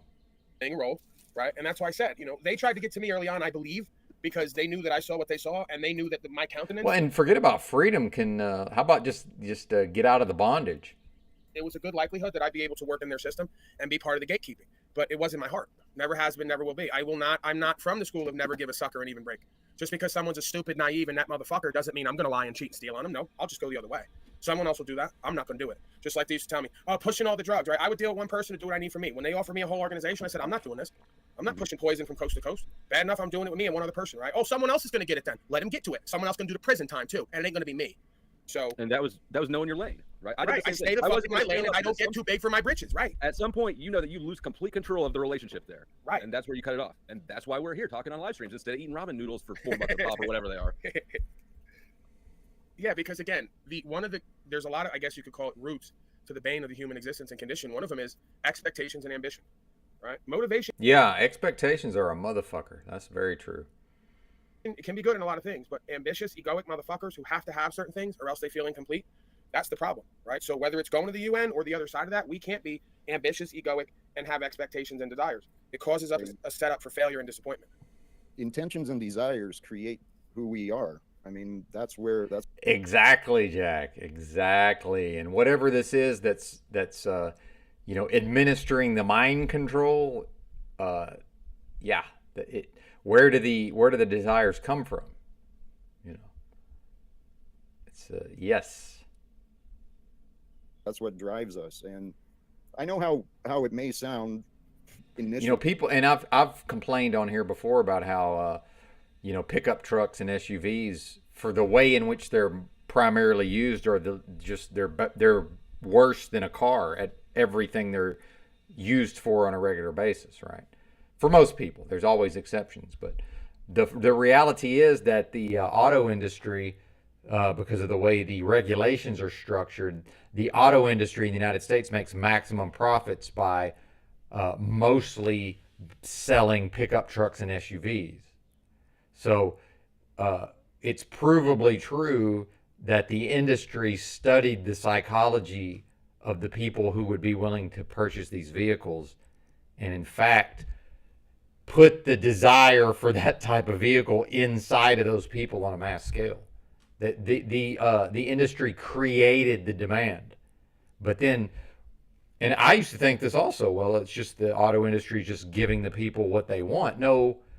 Through psychological control, the people were dictated to at a mass level of what to desire, and then surprise, surprise, they desire it.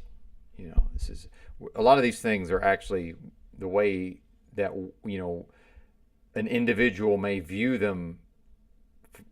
At first glance, it's actually backwards. Oh, you mean in the inverted realm here? Something is backwards from how it appears? Shocking.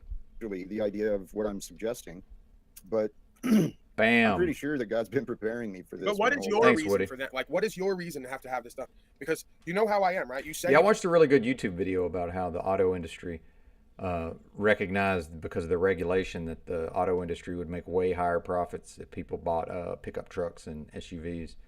So that then studied the psychology of the masses and figured out how to make pickup trucks and SUVs to go from one of the smallest selling segments to actually now the largest. Yeah. Fascinating. And again, I do whatever you want. I believe in actual freedom if people want. I'm pointing out the fact that for the way the vehicle's used most frequently, that's the worst type of vehicle. Period. It just is. It's less less capable. It does a poor job compared to a car based on how it's regularly used. Again, I understand people need to use the extra capabilities at times. That's not what I'm saying. I'm saying for the ways the vehicles are most often used, or on a day-to-day basis, and I understand some people are like, oh, well, I use mine to do this and I use mine to do that. That's not what I'm talking about.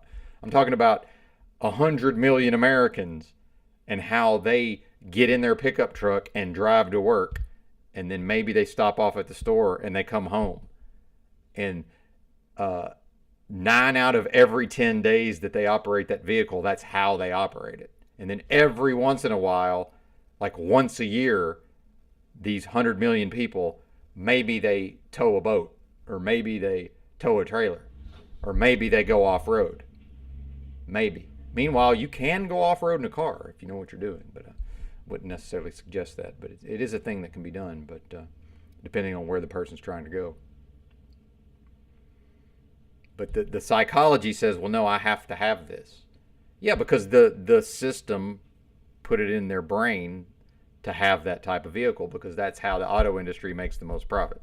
Oh, and by the way, General Motors went belly up and got a bailout 15 years ago. Interesting. You know what I know, and whatever people genuflect to me, I don't have any ambition to change anybody else's mind, really, when you get right down to it, because it just causes me a problem in my life. I disagree. I've changed people's mind, and it has changed the lives of others. I didn't say that I don't do it. I said that I'm not ambitious that it has to happen. Therefore, it happens. I mean, first and foremost, I think you have to respect the. Well, yeah, Music Holds a Secret says you can't put anything in the bed of the pickup. It might scratch the paint. Yes, and even if not, if you look at, a pickup truck from the 70s, it was mostly bed compared to the size of the cab. Now these trucks are mostly cab and very little bed. Like, if you actually look at the size of most of these pickup trucks, you can't, most of the time the people are actually towing trailers, if they're really trying to use the vehicle, to haul stuff, right? I mean, it's just reality. It's not, you can go to your nearby freeway overpass and just stand there and look at the fact that almost every pickup that goes by is not towing and there's nothing in the bed of the truck. So, which is fine. Again, I don't care. Do whatever you want. Doesn't matter to me. Drive around in a tank for all I care, as long as it's not tearing up the roads. The need of a we to be me. There you go. Yeah, there's no pickups in Europe. Well, there probably are now, but I think there's probably not very many compared to here. Actually, I think I watched because I watched some of these car videos, and one of these channels, I think they actually drove some pickup trucks around Europe, and it was hilarious. I would try to pull the video up, but I think it would probably take me too long to find it. Well, let me try real quick. I can't.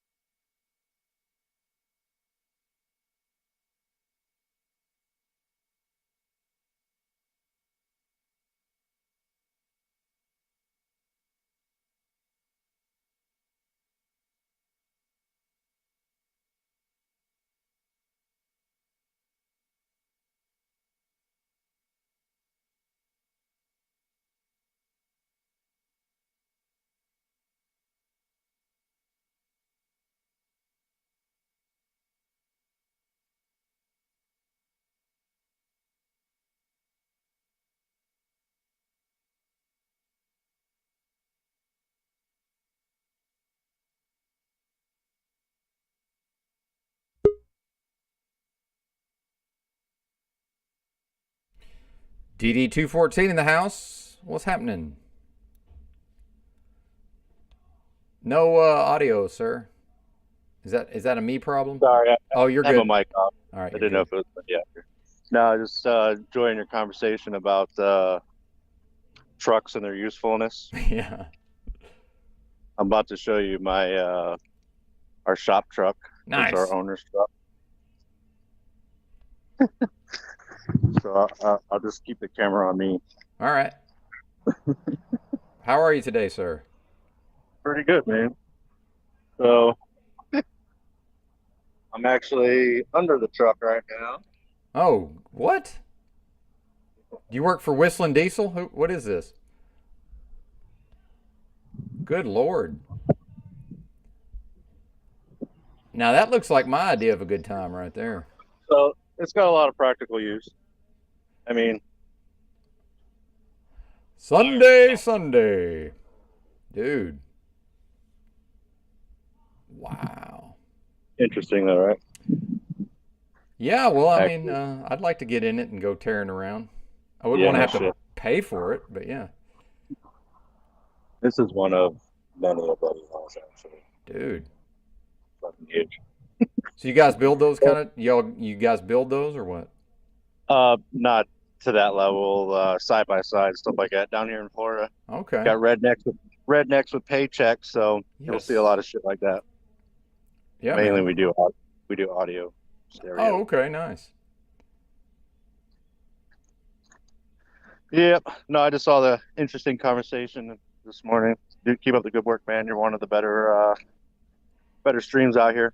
Everything else is getting kind of stale. Well, thanks, man. Keep up the good work. I appreciate Keeping it, it bro. good, bro. Yeah, I'm going back to work early next week, but I'll try to keep it going, or I will rather. But it may just be, the frequency may be a little lower. But yeah, I'll keep going.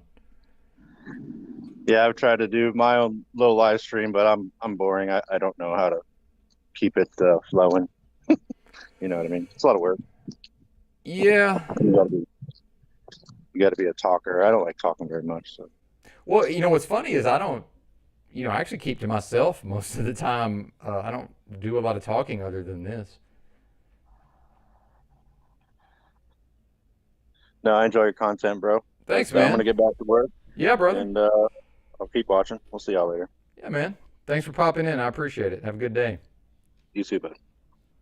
Right on. That was DD214. Always cool to see him around. Yeah, I remember when he used to take quite the beating over at Paul Enslaved, but yeah, some of these characters I'm not too sure about initially, and then they end up growing on me. He's one of them. Z also, I kind of was like, what the fuck is this? And you know, now I'm a pretty big fan.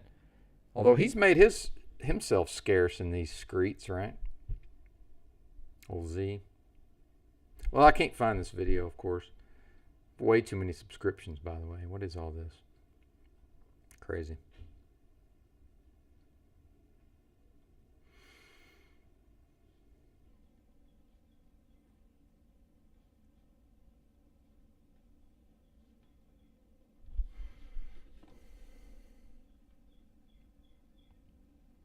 That's right. America, motherfuckers, get right. Yeah. Oh, man. Well, I'll show you what I might, if I just had money and could just buy something, I'll show you what I might very well choose. Just to give you some idea about old Benton. This is one of my favorite all-time vehicles. I've never got to drive one, though, but if I could, if I just had money to burn, this might be what I would go for. Hang on. Where's the zoom? Anybody knows what that is?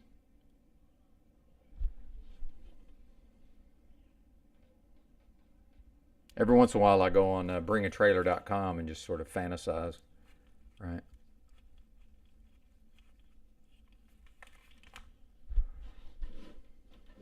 If anybody knows cars.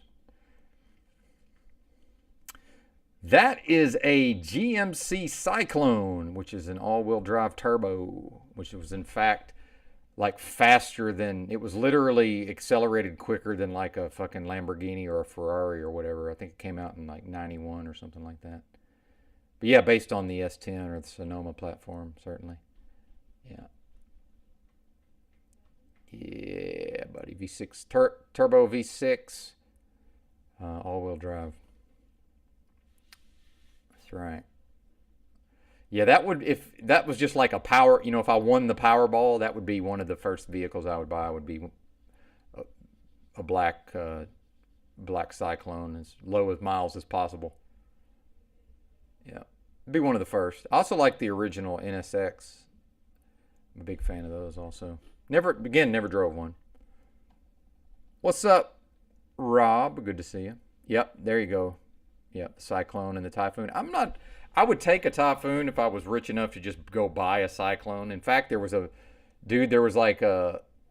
guy was selling a low miles Cyclone and a low miles Typhoon like at the same time on Bring a Trailer, and I was like, shit, dude. I'm just fantasizing, you know, if I had Powerball money, I'd buy both of these motherfuckers. Yep. Yeah, actually, yeah, the Grand Nationals. Yep. I like it pretty much. A lot of those older turbo cars I'm a fan of. And in fact, I had a 91 Eagle Talon, you know, all-wheel drive turbo. I enjoyed that car. Although the bodies on those, like the actual car is crap, but the drivetrain is pretty nice. Upgraded the suspension, you know, it handled well and all that. It was never fast, especially not by today's standards. Dude, what they're doing now was crazy. Just like, this was like fucking late 90s, you know. It's running like low 13s was that was considered fairly quick for a street car back then.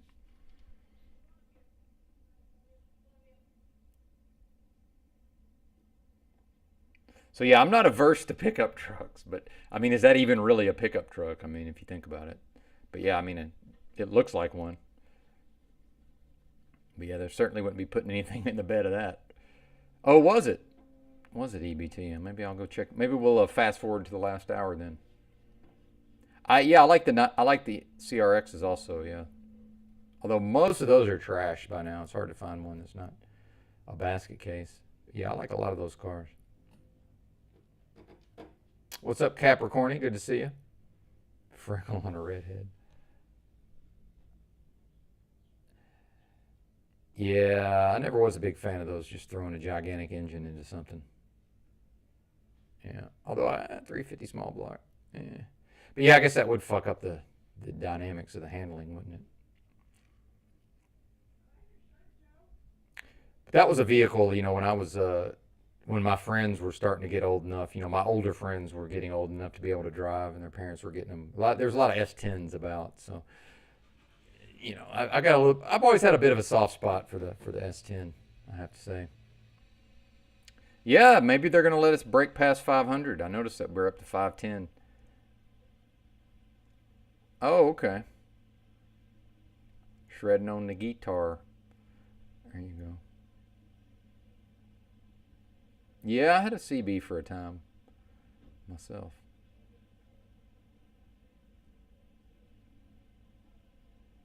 Yeah. Interesting yurt.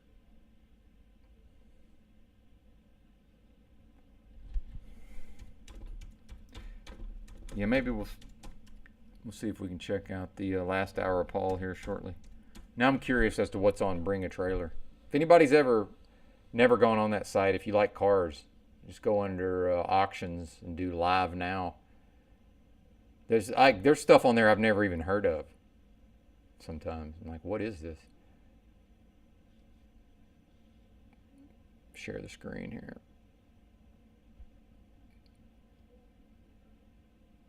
Bam.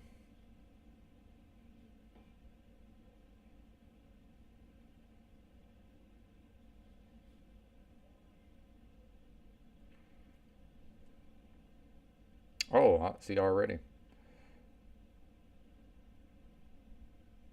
Yeah, I like these old turbo Porsches, turbo 911s.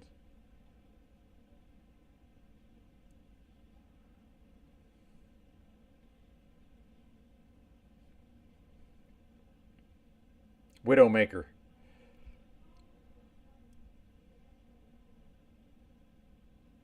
Oh yeah. Yeah. Rear engine with turbo lag. Yeah, it's not yeah. I'm a decent driver. I might be a little scared to try to push the limits in something like that. Yeah. Oh, T is Targa though. This might not actually be a turbo. Yeah, they usually spell out turbo, so it's probably not even turbocharged. I forget that usually means Targa top. I think. No, that's a hard roof though, isn't it? I don't know. I don't know a lot about Porsches, to be honest with you. No, that's not a Targa. Anyway, either way, I just assumed it was turbo.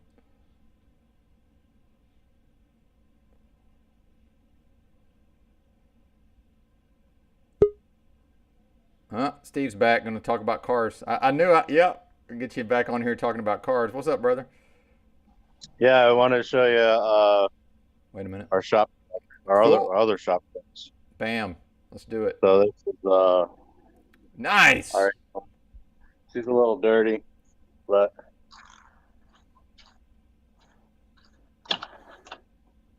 see if you can see this. Dude, yeah. I always like those H1s, right? That's the H1. Yeah, I always like those. Dude, what the fuck? That's the most one of the most Florida things ever, right? Yeah.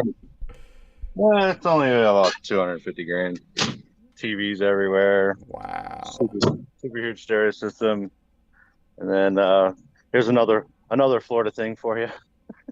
Dude. Pretty sick. Oh, yeah. What do they call that? That's like a sand rail or something? Is that what they call those? Side by side. Oh, it's a side-by-side. Okay. Yeah, we do these portal suspensions on them to jack them up real high. Dude. But this one's got all these big friggin' speakers all. It's another shop truck. But Damn. keeps us busy. Pretty good pretty good profit margins in that sort of thing, I would imagine. Pretty good fiat.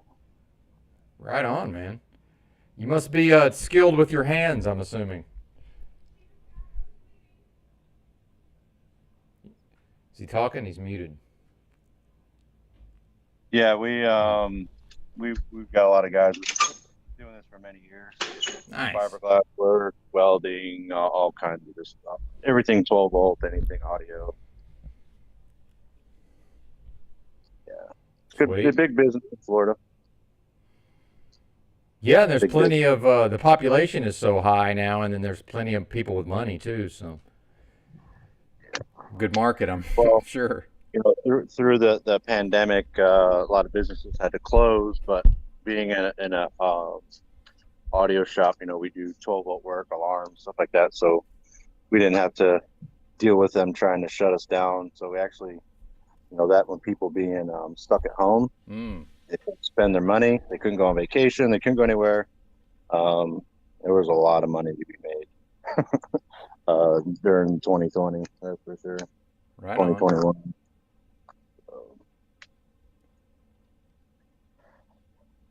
Yeah, more toys. Hey, that's what America's all about in some way. You know, make a bunch of money and buy some cool shit. Yeah, I wasted a lot of money on some stuff. I wish I would have saved better, but you know, you only live once, I guess. So, but you can always make money. Oh yeah, always make.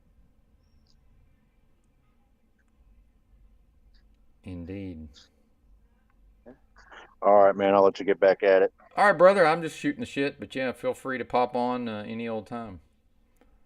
Thanks for showing. Thanks for showing that. That was cool. I like that Hummer. Yeah, we try to convince the owner to let us bring it out and do something with it, but he's very particular with it. So it is what it is. I hear you. Just sits here, not being seen. Damn. Right on. I'll see y'all later. All right, man. Talk to you later.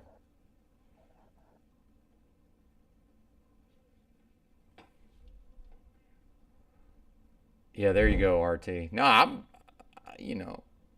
all for it, man. I'm all for it.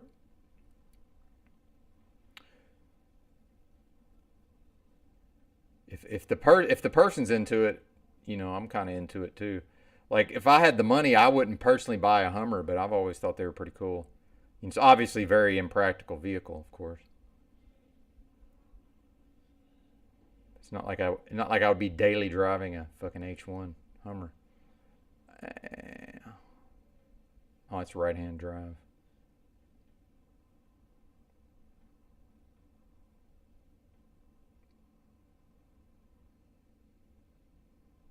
Oh, wait a minute. Let's do this.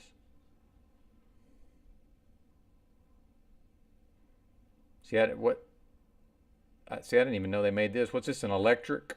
Is that what the EV is? A Hummer pickup. Yeah, I guess it is electric.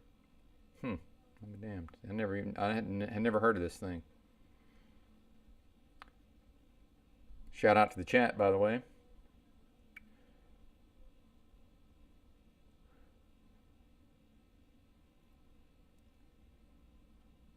There we go. I'll take it. Sold.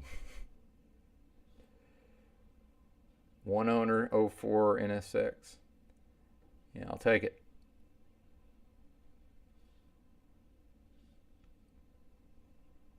You know, old Benton, I do like practical automobiles, and for a sports car, you know, this is fairly practical for a sports car, I would say. as far as the overall cost of ownership is probably not very high. Wow, 45,000 miles.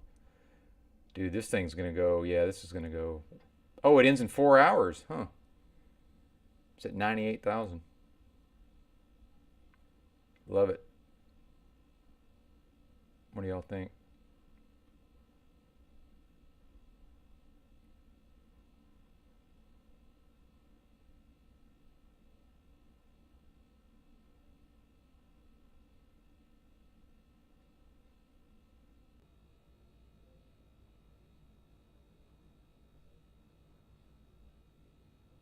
Cold start here.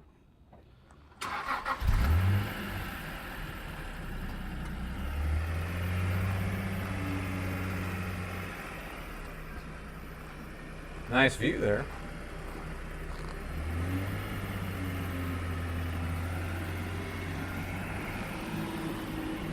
I guess we'd have to upgrade the exhaust. Might want it to sound a little better than that. Nice.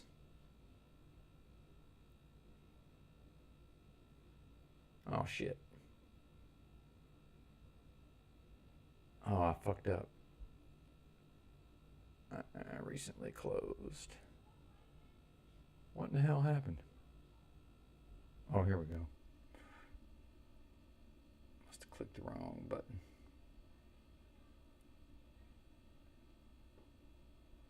Oh yeah, RT. Yeah, people's you know, a person who's otherwise reasonable, it all goes out the window. And actually for me, I've always been fairly reasonable, like with the stuff I like to purchase just for like material items, but gambling is where like I have no problem.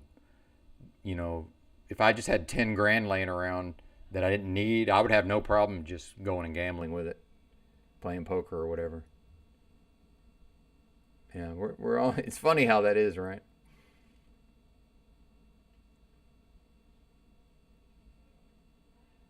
There you go. Gary Baxter says, yeah, looks like Anaheim Hills. Yeah. I guess these are popular now. I don't. Oh, left. Okay, yeah, left-hand drive. What in the fuck? Oh, that's a replica. I don't even know what that is either.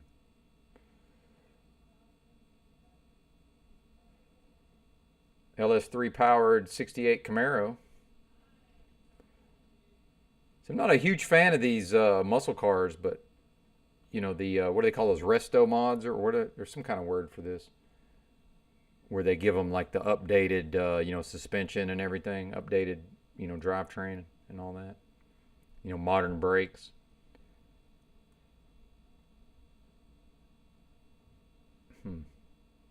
But I've never been a real big muscle car guy personally.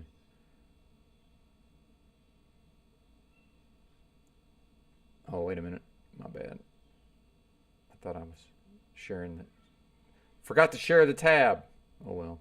Another NSX.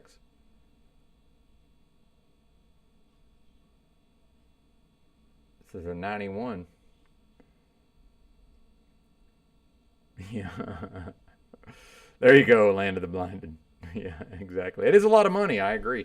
You know, what's funny is actually, you know, a lot of these cars were not, like, you could get an NSX for not a lot of money. You know, not that many years ago. They were not. These are way higher than they used to be, like mini cars.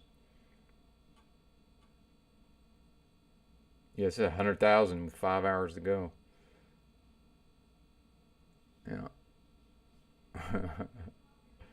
I think I would dispute the turd box, although it's certainly underpowered compared to, you know, other cars. I like these too, though. These Miatas. Those are fun to drive. These have gotten popular. These Land Rover Defenders. I just don't see it personally. That's only 17,000.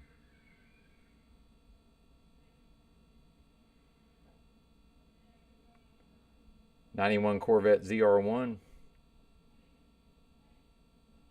Canadian. Did everybody leave yet? Because I'm looking at cars. No, still people here. I'm not seeing too much today, really. It's funny how there's kind of an ebb and a flow I do not like these new Corvettes, I will say that. Not a fan. Hey, an SSR EBT. We were talking about HHRs that one day, but yeah, these were always kind of interesting to me, but overall, I'm not a huge fan of the looks. I like these old Land Cruisers, certainly. That's a quality automobile, 94 Land Cruiser.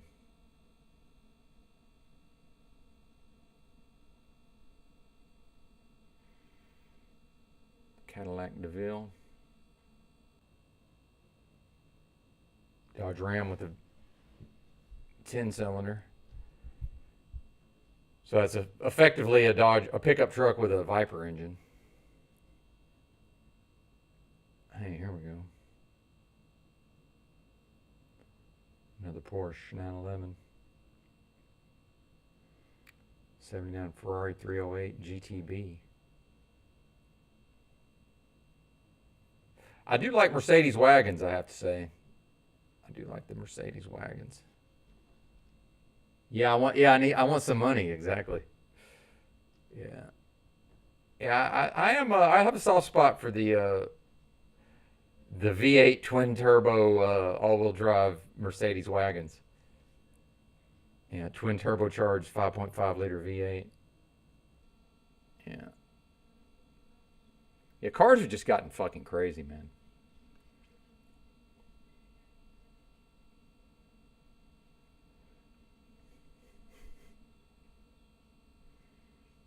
What the fuck?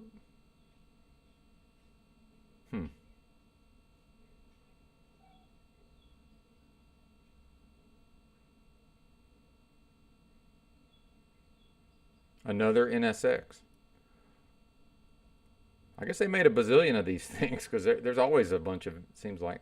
I actually like these too, although I would want the four-door. These Cherokees with the inline six.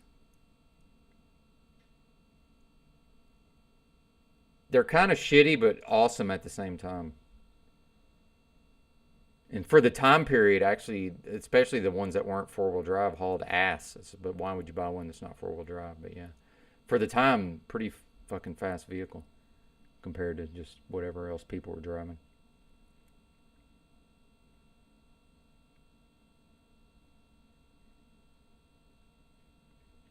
Well, I did go crazy on, now that we're talking about weapons. Yeah, I lost my mind on the guns and the ammo, especially once the riots kicked off. Fox Body Mustang, fan of those. Hey, 2000 Civic Si. I think somebody was talking about these. I'm pretty sure EBT likes those also, but I think he's just Honda in general. I don't know about the red at the bottom, but yeah, those are. I don't really like those side skirts, actually. I'm out. What about these old Honda 4-cylinder bikes here? There you go, Mantic, the metaphysician. Yeah, you'd want the 4-wheel drive, right? Yeah. Although rear-wheel drive can be, depending on if the person knows how to drive, or depending on where they're driving, but yeah. Wait a minute, go back. And you get into like the extra weight, you know, the complication and all that. But yeah, generally speaking, I think I would want a 4-wheel drive. The hell? I done knocked us backwards. I like Mustangs. I will say that.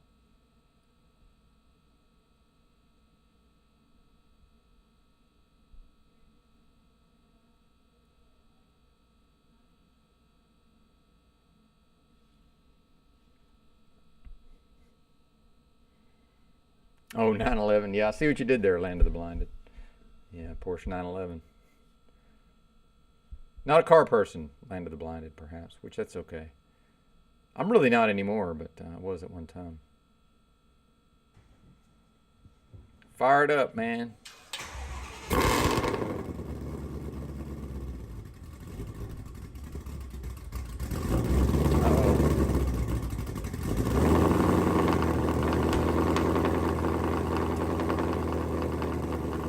Well, and while I do appreciate the aesthetics, Carl, my favorite thing is to drive them.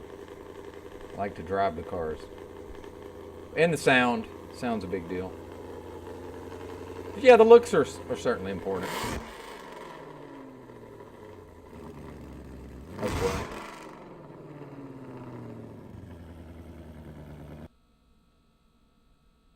Different strokes for different folks, eh?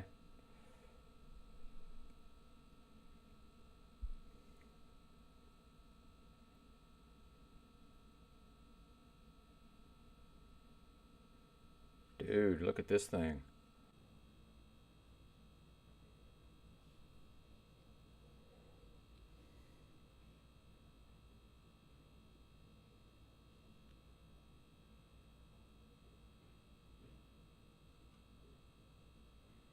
Yeah. Kind of looks like a Batmobile almost. Yeah, I'm not feeling it. I ain't feeling it.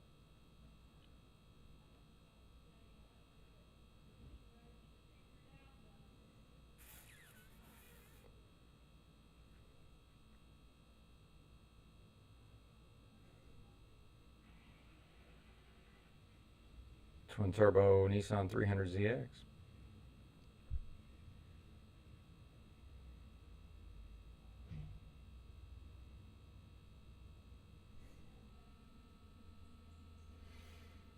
Forerunner, 97 Forerunner. Ah, here we go. Here we go.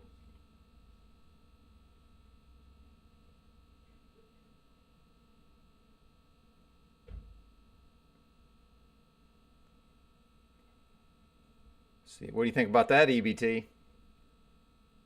Yeah, I like it.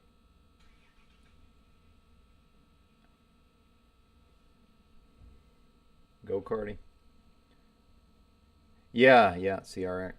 Yeah, well, you know, this little Mickey Mouse car I've got, this Versa's got a little bit of that element of the go-kartiness to it.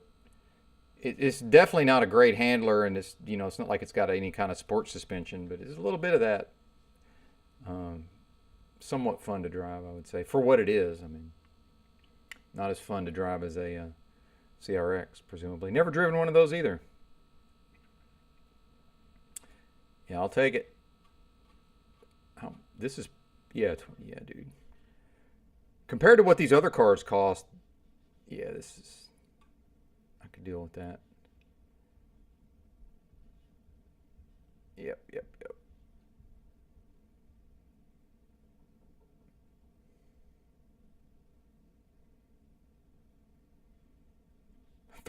Three-wheeler.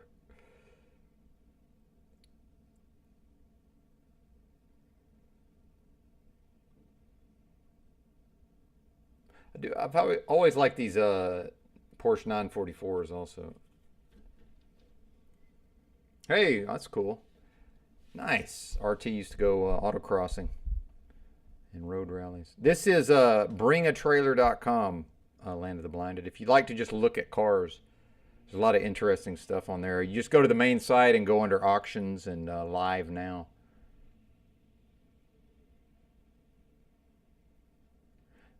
Those were decent cars. Contour SVT. I'm trying to remember. I seem to think I've driven one of those at some point, but it's been so long I can't even remember.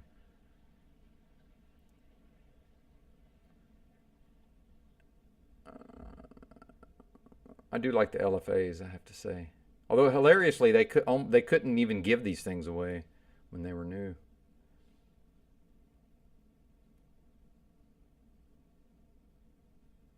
That's $1 million car. Doesn't look like it, does it?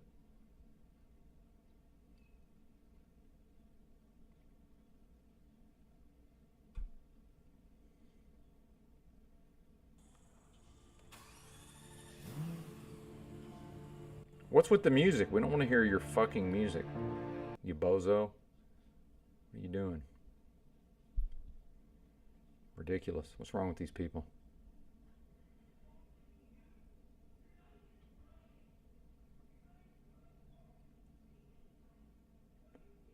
Oh, I like these also. Yep. Fan of these. Some kind of argument going on here at the motel.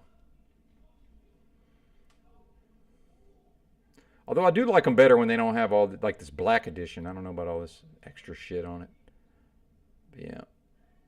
Twin turbo 4-liter V8. Jesus Christ, what are these people doing? Trouble in paradise.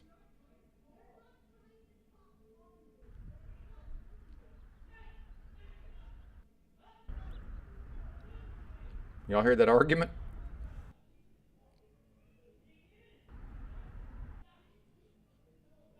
All right, enough of it. This will just go on for the rest of the day. So, as far as looking at the cars, take one more gander real quick. 63 Buick Riviera. Oh, an LX. I don't know, EBT. I like the LX also.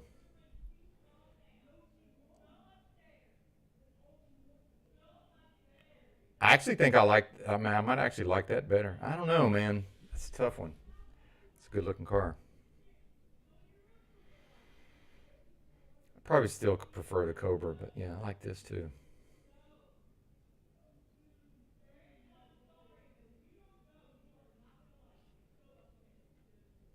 Well, it doesn't have to be a Cobra, just a regular GT would be fine also.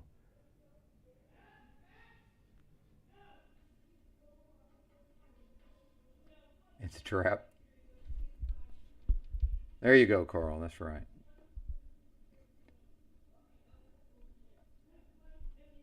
What's funny, like I used to have that Eagle Talon, and I souped it up a little bit and drag raced it and stuff. But when it was time to sell it, dude, I just sold it and didn't think twice about it. It was just, I don't miss it, and I don't get that attached. All right, we're done. Yeah, murder in the room next door. Yeah. Well, now they got the building man, the motel manager on their ass, and she don't play. So, yeah, I don't think this is going to continue for very long. Yeah, she's not having it.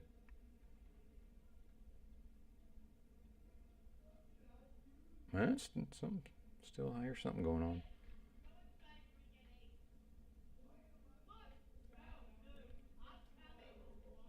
Oh, she's on him.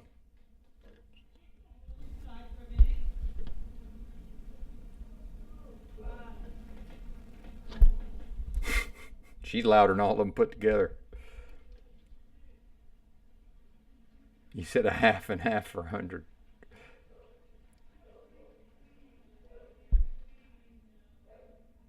That's right, RT. Well, it's an interesting, diversion, right? Like, instead of talking about all this, all the doom, spend a little time looking at some cars.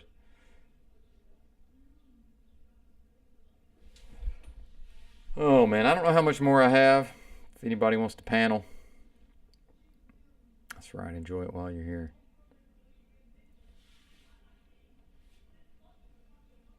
Oh, no. Go out there and meditate. Oh, mediate. Hell no. I ain't going anywhere. No, I mind my business.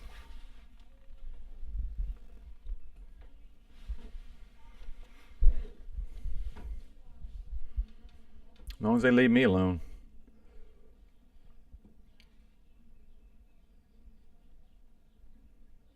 Okay. EBT said the last hour of Paul.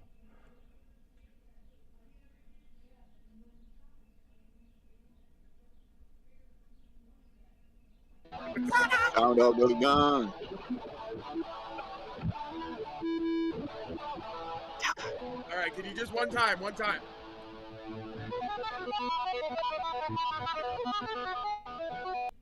It's Joplin. 2 tickets to God's house. Oh, I know that one.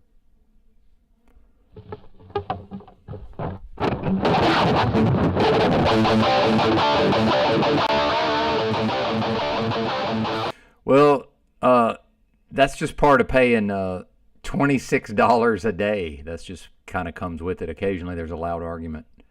Mantic, the metaphysician. They're really not, I spent so long living in the streets that it takes a lot to disturb me. Carl agrees with everything this mantic character is saying. 2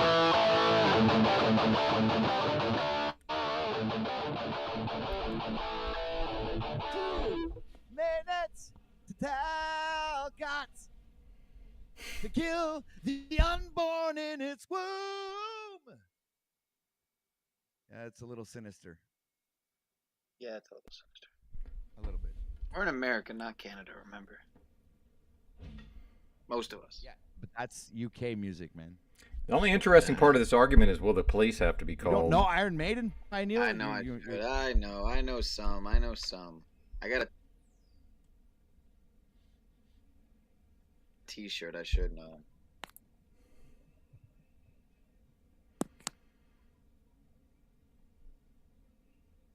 Okay, I got one for you guys. Master of Talcott's by Metallica. It's a good one. Oh, who, me? I don't even know, Woody.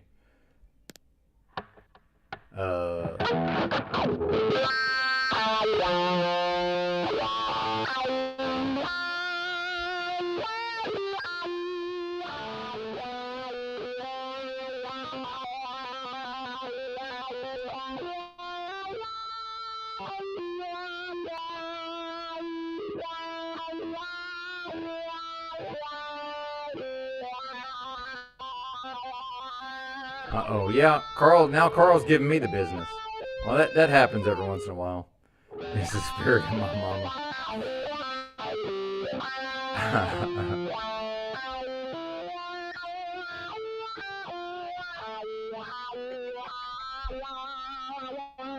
Yeah, there you go, RT.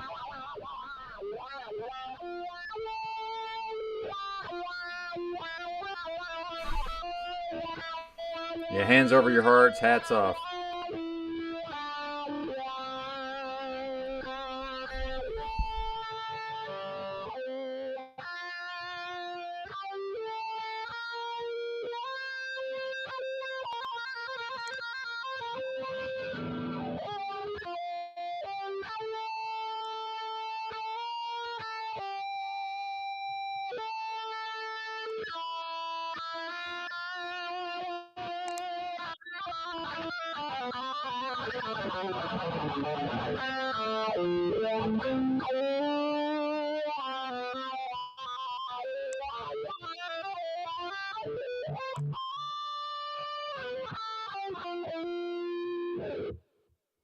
There you go.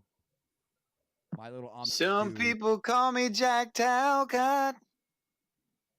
Some call me the Unslavia. Some people call me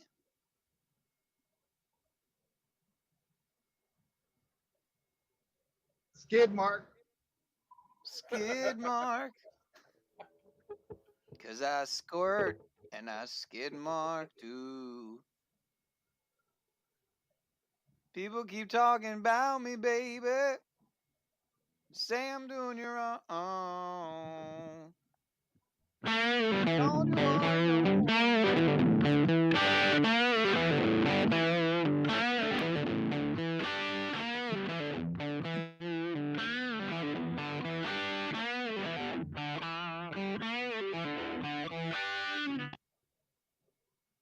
I was wrong.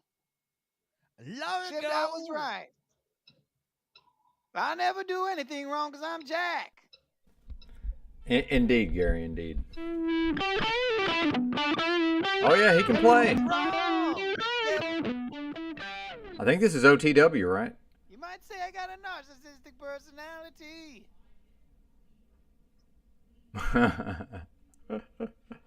If it ain't, it ought to be. You say fuck me.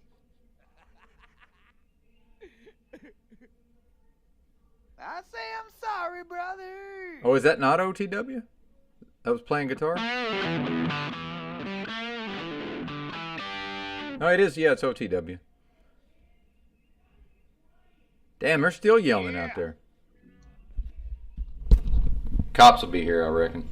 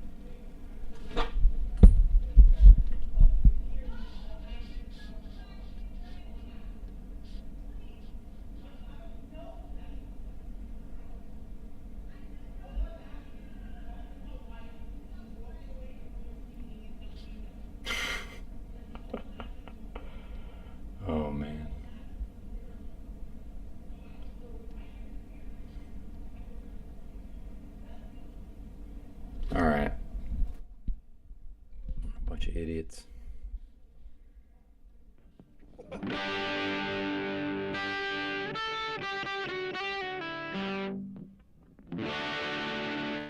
Yeah, why are they treating him like that, Yurt?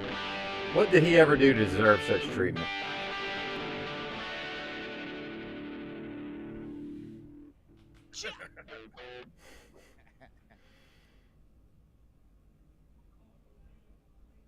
Talcot's a fast machine.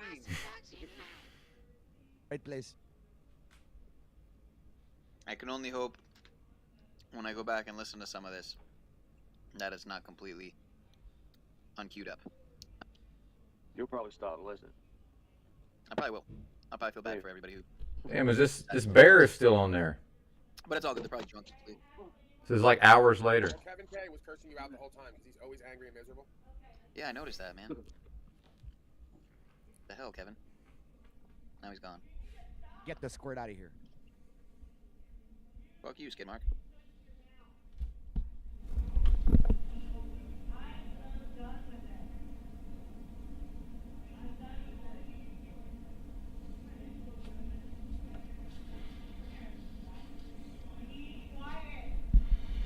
Well, the older children, Lou Bass. Good to see you, sir.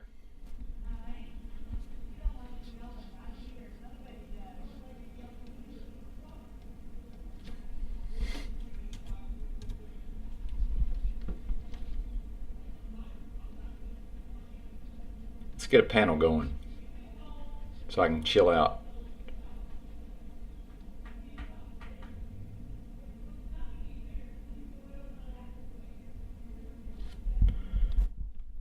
Such foolishness.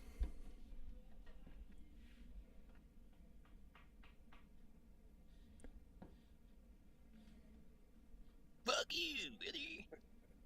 Squirt your way out the door. Too bad he didn't clip the one with him with Jack saying everyone's got opinions are like assholes, everyone's got one or something, but he kind of fucked it up. I can't remember what he said, but he fucked up the. I wish someone would have clipped that. Now the dogs are barking. It was a big transsexual. I don't know. Opinions are like assholes. Everyone fucks them. The squirt. The squirt. Shut the door. Do you have any Raz clips? No. Fuck, man. You only got Jack and Ian and is that it? Jack and Ian? Dummy. Slave Dave. That's old news, man. Yeah, where's he at? We need more than just Lou, though. We need several people. Yeah, you got to stay within what's. I'm ready to listen trending, you know. for a while. Yeah, loser. I'm running out of shit to say if y'all can't tell. Jack is like a special case, but the rest of the loser failures like Ian, Slave Dave, there's a few others. They're just not really trending right now. Chalk You body put your outline. right- Oh, Aphrodite's live. Outline, right. Yeah. Provo you got- Slave. Yeah, and Raz Talcott. Razcott. Razcott. Well, it says she's live, but I don't hear anything.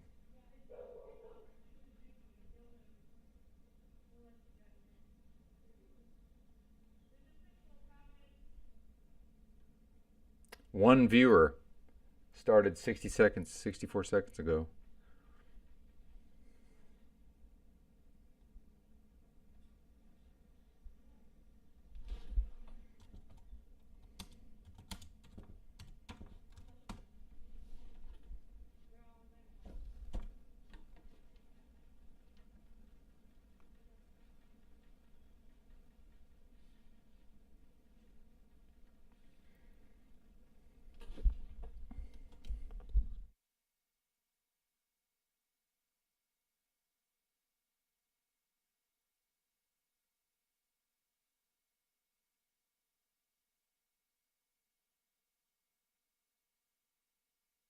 Hello? Wait, Hi. can you hear me? Yeah, you sound like you're in a Pringles can, but yeah.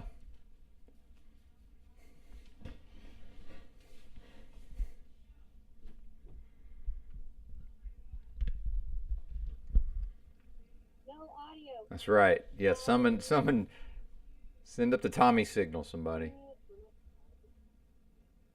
No, but they can't hear me.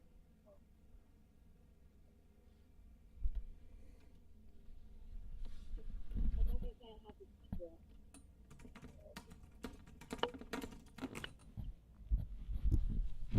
help troubleshoot Aphrodite's live stream here. Can you hear me now? It's better. Can you hear me now? Yep. No, well, yeah, but you're frozen. Oh, this is great.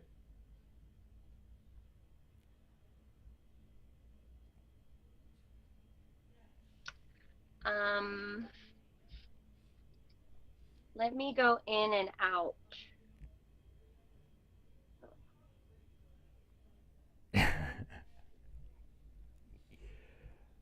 Oh, man.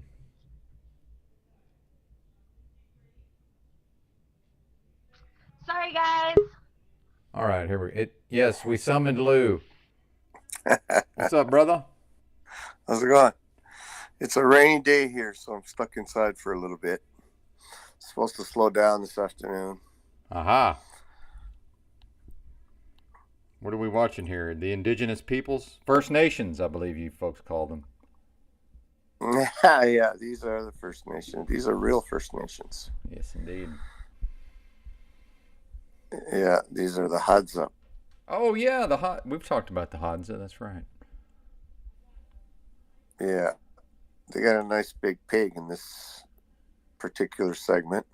Okay. Yeah, it's pretty cool how they live. Yeah, sometimes, man. There's one guy, I'll see if I can point him out here, if I could see him. He's got a baboon hat, like that, a piece of baboon fur that he's fashioned as a hat.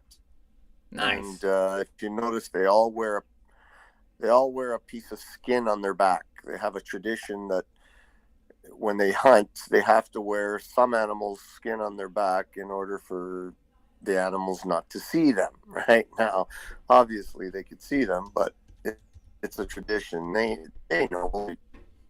But if you see the guy with the baboon hat on, the hairy hat, the guy's like 75 years old or some damn thing. He runs around with these 20-year-olds, 15-year-olds hunting every day. Nice. Like, that's what they do.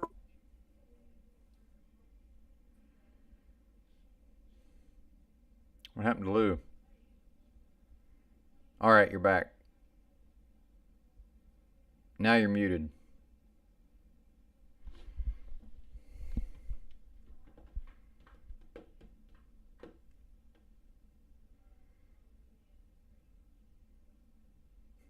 Sorry, I had a phone call. Ah. Got knocked off.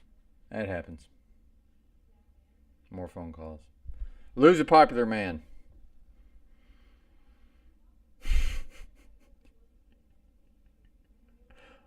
You're either muted or you're on your phone call, Lou. I don't know which. He looks like he's on a phone call.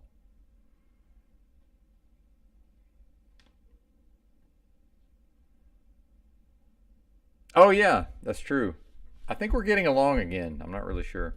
I don't hold grudges, so if other people don't hold grudges, then we just go back to like not calling each other names and being shitty to each other. So yeah, I commented on one of her videos. I think she showed up over here in live too, if I remember. So yeah, we're yeah. Now Lou is showing us a YouTube video, like he's filming the screen. Will this might get the stream taken down? You never know with YouTube whether or not we're actually allowed to play the video or not, right?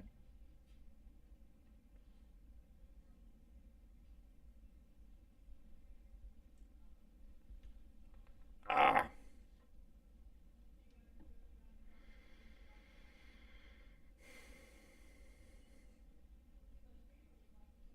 Get it together, Lou. Killing me. I mean, welcome to the broadcast. That's right, bury the hatchet. In their skulls. I guess, am I lagging now? I guess my internet's lagging. Hey, are you back, Lou? Sorry. When he starts calling, I hang up on him. It's time for a second cell phone. Oh man, I was just talking about it the other day. I was out in a cell phone for years. Well, I mean, one of my cousins, we grew up together in the same house. He had one since like the early '80s when we came out with the brick. You remember the brick? Oh yeah, that blip. It was a cell phone. They called it the brick because it was as big as a brick, and you had to carry a big case with it and all this shit. And I always thought it was stupid. I didn't like it. That people can just get you anytime they want. And I have probably around, I think it was around 9/11 that I finally said, okay. And because my kids and my mother bought me one, and I said, all right, I'll try it. I've been a junkie ever since. It's the mark of the beast. They didn't, we carry it in our right hand. Indeed, right? Sir. It's a wrap. We put it to our, and then we put it to our heads, right? Yes. Isn't that what it says? In the right hand, something the like that, or whatever. Well, yeah, the forehead, something like, I don't exactly remember, but it's something along those lines. So we took it without even knowing it. We carry it with us everywhere we go. They know exactly where we are any time of the day or night. Even if you turn the damn thing on, they could still listen off at you. They could still listen to you. Indeed, sir. From what I understand. Absolutely. That's how it works, from what I understand. That's pretty crazy. Like, how do you have to, the only thing is to just get rid of it. Be done with it. Well, everybody else has one. I know. I like the pagers back when because I had pagers for years. Because you could, nobody knew if you received it or you didn't receive it, if you were out of the area, and you could answer back who you wanted to answer back. Yes. And it was just little, they didn't know exactly where you were, what you were doing, they couldn't really ask questions. So when you felt like calling them back, you called them back. If you didn't, you didn't. Done. Yes, although I've figured this out by not having anybody that calls me on the telephone, so I don't have to worry about intrusive phone calls. Yeah, I've considered like you said, getting a second cell phone and not carrying my usual one around, at least when I don't want to be contacted, because sometimes it's like, you're doing something and you get 10 phone calls in the middle of doing something, and it's like, it gets annoying. You have to shut it off or something, or leave it in the truck or something. It gets it becomes intrusive after a while. I agree. I'm not a fan. And then at the same time, I have to admit that I get annoyed when other people don't answer it. Oh, yes. Well, I avoid that by not calling anybody. Yeah.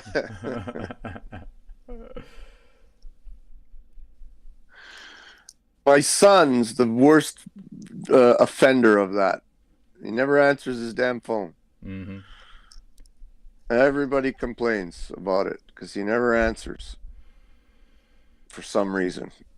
I guess unless it's business, because that's all his mindset is money, money, money. I fucking don't know how I created such a monster. Yeah, how did you do that? I don't know. I really don't know. Because most of them are not, the rest of the girls are not really like that.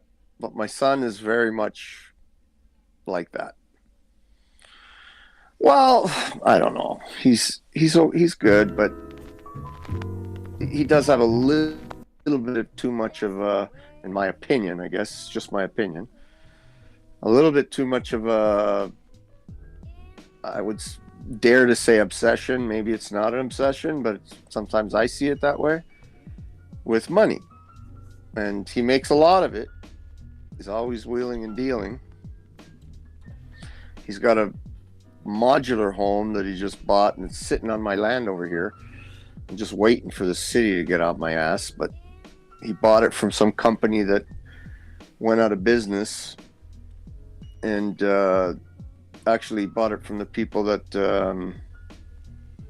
that they were renting a unit where they built these things. They built like hundreds of them, and they had gone bankrupt, and one was left over slightly unfinished, and they were selling them for like 200 grand or something, these modular homes. And he bought one that just needed some siding and a little bit of work inside for like 40 grand.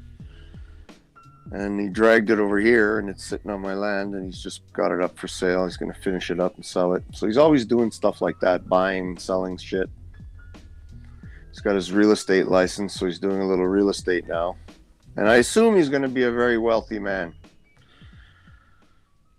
If he keeps going. How old is he? He's 32 now. He's the twin of Juliana, the one with the YouTube channel. Okay. They're twins. So they're 32. Yeah, something like that. 31, 32. Okay. Yeah. He's trying to get residency down in the States. He wants to get a dual citizenship for the States because he spends half the year, like the winter. They don't like the winter, both of them. They leave in the winter and go down to Florida, and they stay there all winter, and then they come back here in the summer. So he wants to try and get dual residency. I don't know. I told him, find some American woman, make an anchor baby. Nah. Nothing wrong with that. Well, Chinese all do it. I know. They get pregnant, they come over here, they pop, within a little while of giving birth, they pop them out, and oh well, I guess we're residents now. Sponsor everybody. What a country. Well, listen, in a way, who cares? I mean, I don't care personally, but easy for me to say. I mean, my neighbor just sold his land to the Chinese people, and I was fucking happy when I heard that, because the Chinese mind their business. They're a little bit like WAPs that way, right? They mind their business. Okay. They don't stick their nose in their neighbor's business, and they don't want anybody sticking their nose in their business. So I'm glad it was Chinese. Yeah, I'm not a fan of nosy neighbors. Oh fuck! The worst. I left the city because of that. Well, I always had plans to leave the city, but because I was born in the city, but we had a farm that we would go up to I'd stay most of the time I spent with my grandfather, because he was up at the farm all the time, and I'd stay with him most of the time. Every summer and weekends I was with him. So I always planned to leave the city, but which city, by the way? Toronto, okay. Downtown. Right on. Like right downtown. We had a sort of a co-op type business right downtown Toronto, where we sold. We were the only one for many, many, many years in the middle of Toronto, like center Toronto, where we sold all different types of animal foods, like rabbit food, pig food, chicken food, all this kind of stuff. So we had sort of an everything store. We sold guns, we sold hardware, we sold fishing equipment, we sold... Always with the animals, Lou. Animals, pigeons, quails, everything. We sold everything. It was a everything store. Sort of a general store, you could call it. Everything animals.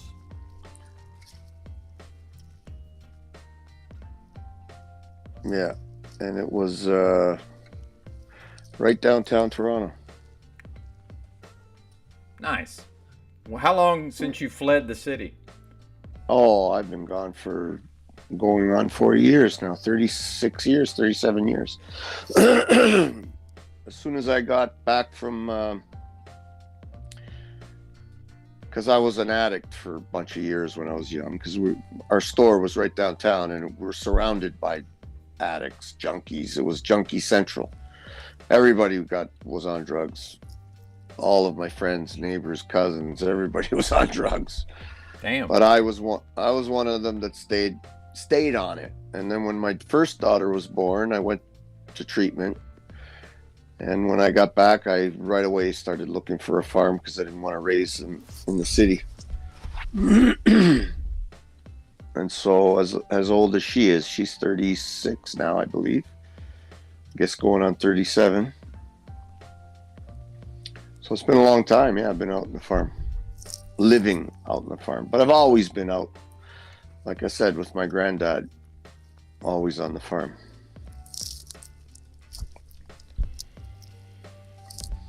Yeah, sometimes I watch these people, these Hadza people, and it's like, I want to go live like that.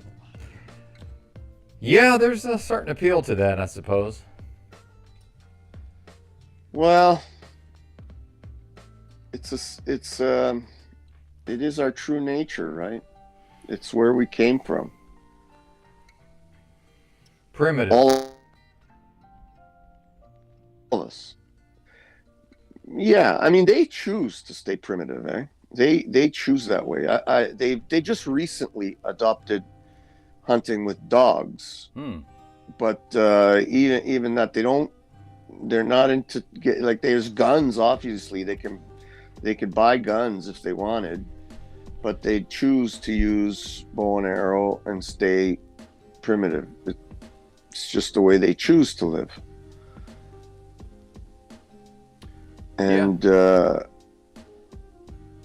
it's amazing. They run through these thorns. Like Africa is like every plant wants to kill you, right? So there's thorns on everything, and they're running through this shit hunting, and they don't even get cuts from them. I was watching one guy that went down, because people go down and stay with these people and try to live their, learn how they live and stuff. Some YouTuber went down there to hunt with them and be with them and do what they do. And first trip he was out, he was covered in blood from the thorns. He goes, I don't know how these people do it without getting destroyed. Who's this? I believe it's a street drug addict in New York City. In a tent. Yeah. My favorite part, I watched some of this earlier, was when he said in about 2 weeks, if he wanted to, that he could wean himself off of the fentanyl and then be clean. Oh, right. Yeah, exactly. Yeah, just quit doing intravenous drugs, living on the street. Yeah. Yeah. Delusional. 2 weeks, my ass. Yeah. It takes a couple of weeks just to stop the major effects. The effects where your ass stops running like a tap, and where you stop puking, and where you're not hot 1 second, cold the next, goosebumps all over, feel like you got bugs and shit crawling all over you. It takes a couple of weeks just for that to go away. And then after that, you don't sleep for 6 months. Like, you maybe sleep a few hours a night.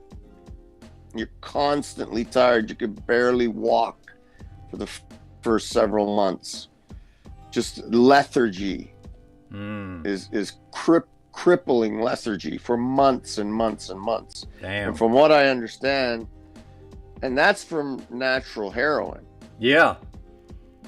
That's just from natural heroin. The guys they're all doing this synthetic shit. Yeah, fentanyl, and then now they got this car fentanyl. Yeah, all this synthetic, methadone, fentanyl, Suboxone, all these crazy drugs that they come up with now, these pseudo opiates that, from what I understand, some of them take years, not months, to start recovering from the effects. Like where you start to feel somewhat normal. Oh my God! Is this bad? Should you not see this, Lou? Is this bad?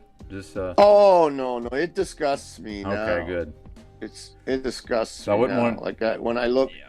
When I look at it now, it's like, wow, how could I have lived that life? And I lived it for quite some time. Probably pretty close to 10 years. I was Wow, on the man. street doing that shit. It's funny. My whole youth. Yeah, you know, I hear you say that, and then it's just I forget. Because now that you bring it up again, I remember you saying that, but somehow I'm not able to remember. I guess you just don't seem like a junkie, so. Yeah, I spent my youth basically doing that shit. What's up, James? Steele? I Good to always, see you. I wasn't a thief though, and I didn't spend a lot of time actually on the street. I would go to work. Right? Oh yeah, a lot of functional addicts. Yeah, that's a thing. Yeah, I'd go to work, make money, and I would sell a lot of drugs. I spent several years selling drugs to support my habit. That's what I was doing just before I went clean. I was just almost killed for it. I escaped just barely. Fuck. Yeah. My dealer was not a nice guy. I use the word was because he was. Let's just say he's no longer with us. Not because of me. He was just a crazy mother jumper. And I owed him quite a bit of money just before I got clean. And he was going to cut my ears off one night. And I told him, well, if you're going to cut my ears off, you may as well kill me. I'm not going to pay you. Damn. And so he decided not to kill me and let me go. And then I did come up with the money. And then my daughter was born. And shortly after that, I went to program. And I remember hearing while I was in the program on the news, because we used to watch the news every night at 6 o'clock. And I saw his car, his Mercedes, and they says, oh, they found this Mercedes. They gave his name. They said, we haven't found the body. We've only found brain fragments and skull fragments all over the car, but no body. And in the trunk was $40,000, which happens to be exactly what I paid him. So it wasn't a money hit. It was something else. But I had nothing to do with it. I'd paid him off. He was out of my life. Man, that's I just kind of regretted that I'd paid him. That 40 grand would have gave me a great start when I got out. Oh, okay? So I got a little lost in the story there. You paid him the $40,000. How the hell did he let you run up $40,000 in drug debt? That's crazy. Well, when you're selling, $250,000 every, 6 months or so, 5-6 months, 40,000 is not. Oh, so you were that okay? much. You were getting fronted. Sounds like okay. Yeah. Okay, I see. Yeah. Distribution. Yeah. I wasn't. It was. I wasn't dealing with junkies on the street. It was a little higher than that. Wait. The 40 grand was just my habit. Damn.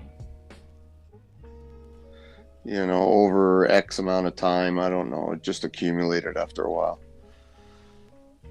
Dude. You're in amazingly good shape for having gone through all of that. I think because, heroin at the time, it was all coming from Afghanistan. It was during the Gulf Storm, I guess it was, or, the 80s. Yeah. And Gulf Storm had happened, so the Middle East, whoever it was, I don't know, Iranian, Iraqi, they were flooding our streets with this brown, here we used to call it the brown because it was brown, and they were flooding the streets with all this brown heroin, and it was natural heroin. It wasn't this synthetic stuff. Back then there was only two types. You go to the Chinese, they had the white stuff, and the Iranians and the Iraqis had the brown stuff. And so it was all real heroin. I think that's probably what helped me. And I think heroin, natural heroin, is a little bit of a preservative. It's not like, and I take that with a grain of salt, but it's not like cocaine or meth or these types of drugs where you don't sleep literally sometimes for days and days and days and days. Right? So basically you do your hit and you go to sleep, you know?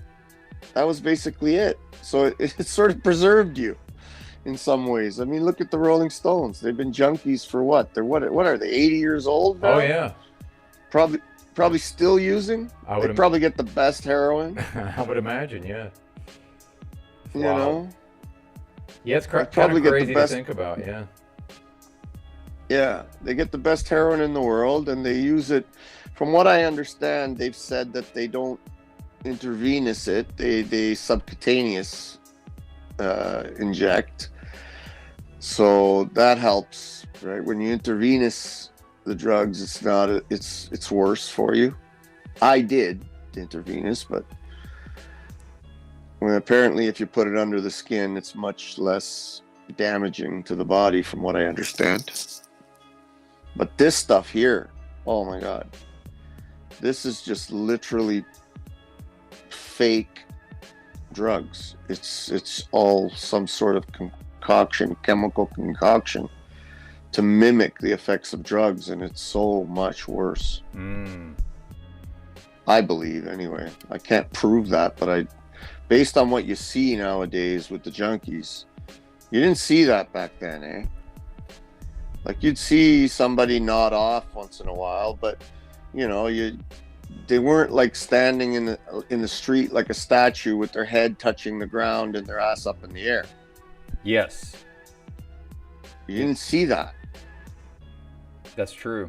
It's a relatively new phenomenon, yeah. That's the trank, or the xylazine, I believe. I don't know what the hell it is, but it's crazy. Yep. And then they get so addicted to it, from what I understand, that when they hear there's deaths in a certain area, all the junkies flock to that area because they know there's good drugs there. Yeah, 100%. I've heard stories like this. It's like, wow. Oh yeah, that's a common thing apparently. Because it's so addicting. Yeah, man, this is becoming just common. Like, I mean, you know, this is the streets of a city. Any major city now, pitch a tent and go shoot up, and don't even worry about if the police are going to intervene.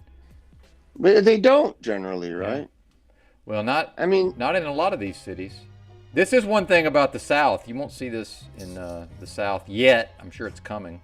They still have to hide, right? Well, in the South, maybe they're in the trailer parks. Oh no, they're still they're doing drugs. I just mean not in a tent on the sidewalk. Yeah, more hidden, you know, and they get together in some trailer or a couple of trailers and out of sight, out of mind. Oh yeah, 100%. Trying to actually skip past. Yeah, it's really sad. It is, man. I agree. Oh, it doesn't matter to me. I don't care. Well, the audience keep it on. The audience might not want to see it too. Well, it's good for them to see this kind of stuff. What it's really about. I mean, this is just sickening, man. Really, on some level. Yeah, it really is. You know, because all these people, they all have value, right? Well, at one time. I don't know that they do at this point. Yeah, they could. Well, no. At come this back, point, obviously. Right? Come back at this to point, yeah, save themselves somehow, but yeah, they presumably used to. I don't look down on anybody for what they choose to do, but it's like, man, imagine living well, and you did. It's not this. I imagine you were never like a good this. Life. I'm assuming. Oh, in the end, I got closer and closer to that. Near the end, I was, you know. That's why I got in debt, because I started to get to the point where I couldn't support it anymore, right? I started fucking up. That's why I was gonna probably get killed if I didn't get off the street. And then I spent a little while doing this kind of stuff, not right on the street really. So I always had a place to live, but with these people for a little while in the end. Damn. So would you go to rehab or what? How did we get out of that? Yeah, I went to rehab for 6 months. It was like I didn't want to go to these. Back then they had these. There was a big thing about it in our parliament where they were doing these 30-day treatment programs down in the States, you know, in Florida and whatever, all these different nice warm climates down in the States, and they were just a cash grab. So the government was paying for all these junkies to go spend 30 days on the beach somewhere, basically. Maybe not literally, but that's basically what it was. And they were raking in tons of dough, these places. And I didn't want to go to one of those, so I found one through a friend of mine, because I had a good friend that we would get high and then sit around talk about how we're going to get straight. Oh, man. So then, yeah, that was our routine. And when my daughter was born, I started looking for some place to go. I didn't want to go to these 30-day garbage because I knew they were garbage. And I was looking around for a place, and just the Spirit sent my friend Johnny to me, and I got a phone call, I don't know, a few months after Patricia was born, and things were not good, obviously, because I was a junkie. And he says, listen, I'm in Ottawa. I'm in this program. I'm here for months now, you know, why don't you come up? And it was like serendipitous. So I just left within a couple of days, took off to Ottawa, and I was there for 6 months. And then when I got back, I opened up a program myself with, not myself, with a priest, the priest in our area. Because there was so much drug addiction in our area, all the mothers would go to the priest, say, you know, you got to help us. Their sons are all fucking dying. They're all sick. They're all on drugs, right? So he figured, okay, let's try doing something. When I got back, I went to talk to him, and we started a little program, and it's still going today. He's not in it anymore. He's old now. He's retired. He's out in Italy somewhere, just enjoying his retirement, but the program's still alive. Program's still functioning, and we had up to 180 people in our program at one time when I was there. And so I spent 10 years after getting clean helping other people get off of drugs. Awesome. Yeah, it feels like a long time ago now. Man. Yeah, a lot of people never, as you well know, never get off that shit. Yeah. So it's a bit of a miracle, wouldn't you say? Damn right it is. And I'll tell you, I don't care what anybody else thinks about it, but I do give credit to Christ, because I had an experience, let's say, where I know who it was that came into me, right? And that's it. No one can change my mind about it. Now, I don't follow any dogma. I don't follow any, and I question even some of the things that are written in the Bible, because they were in the end written by man, inspired by God, I guess. But, you have to question some things, because people see things and change things and fuck things up sometimes. But I know what came into me at that time. And it was, for me, it was Jesus Christ. I wear this cross. People say that, it's a blasphemy, whatever, right? Or not blasphemy, what do you call it? Idolatry. Idolatry, yeah. Because I wear this cross. But this cross to me is just a piece of silver.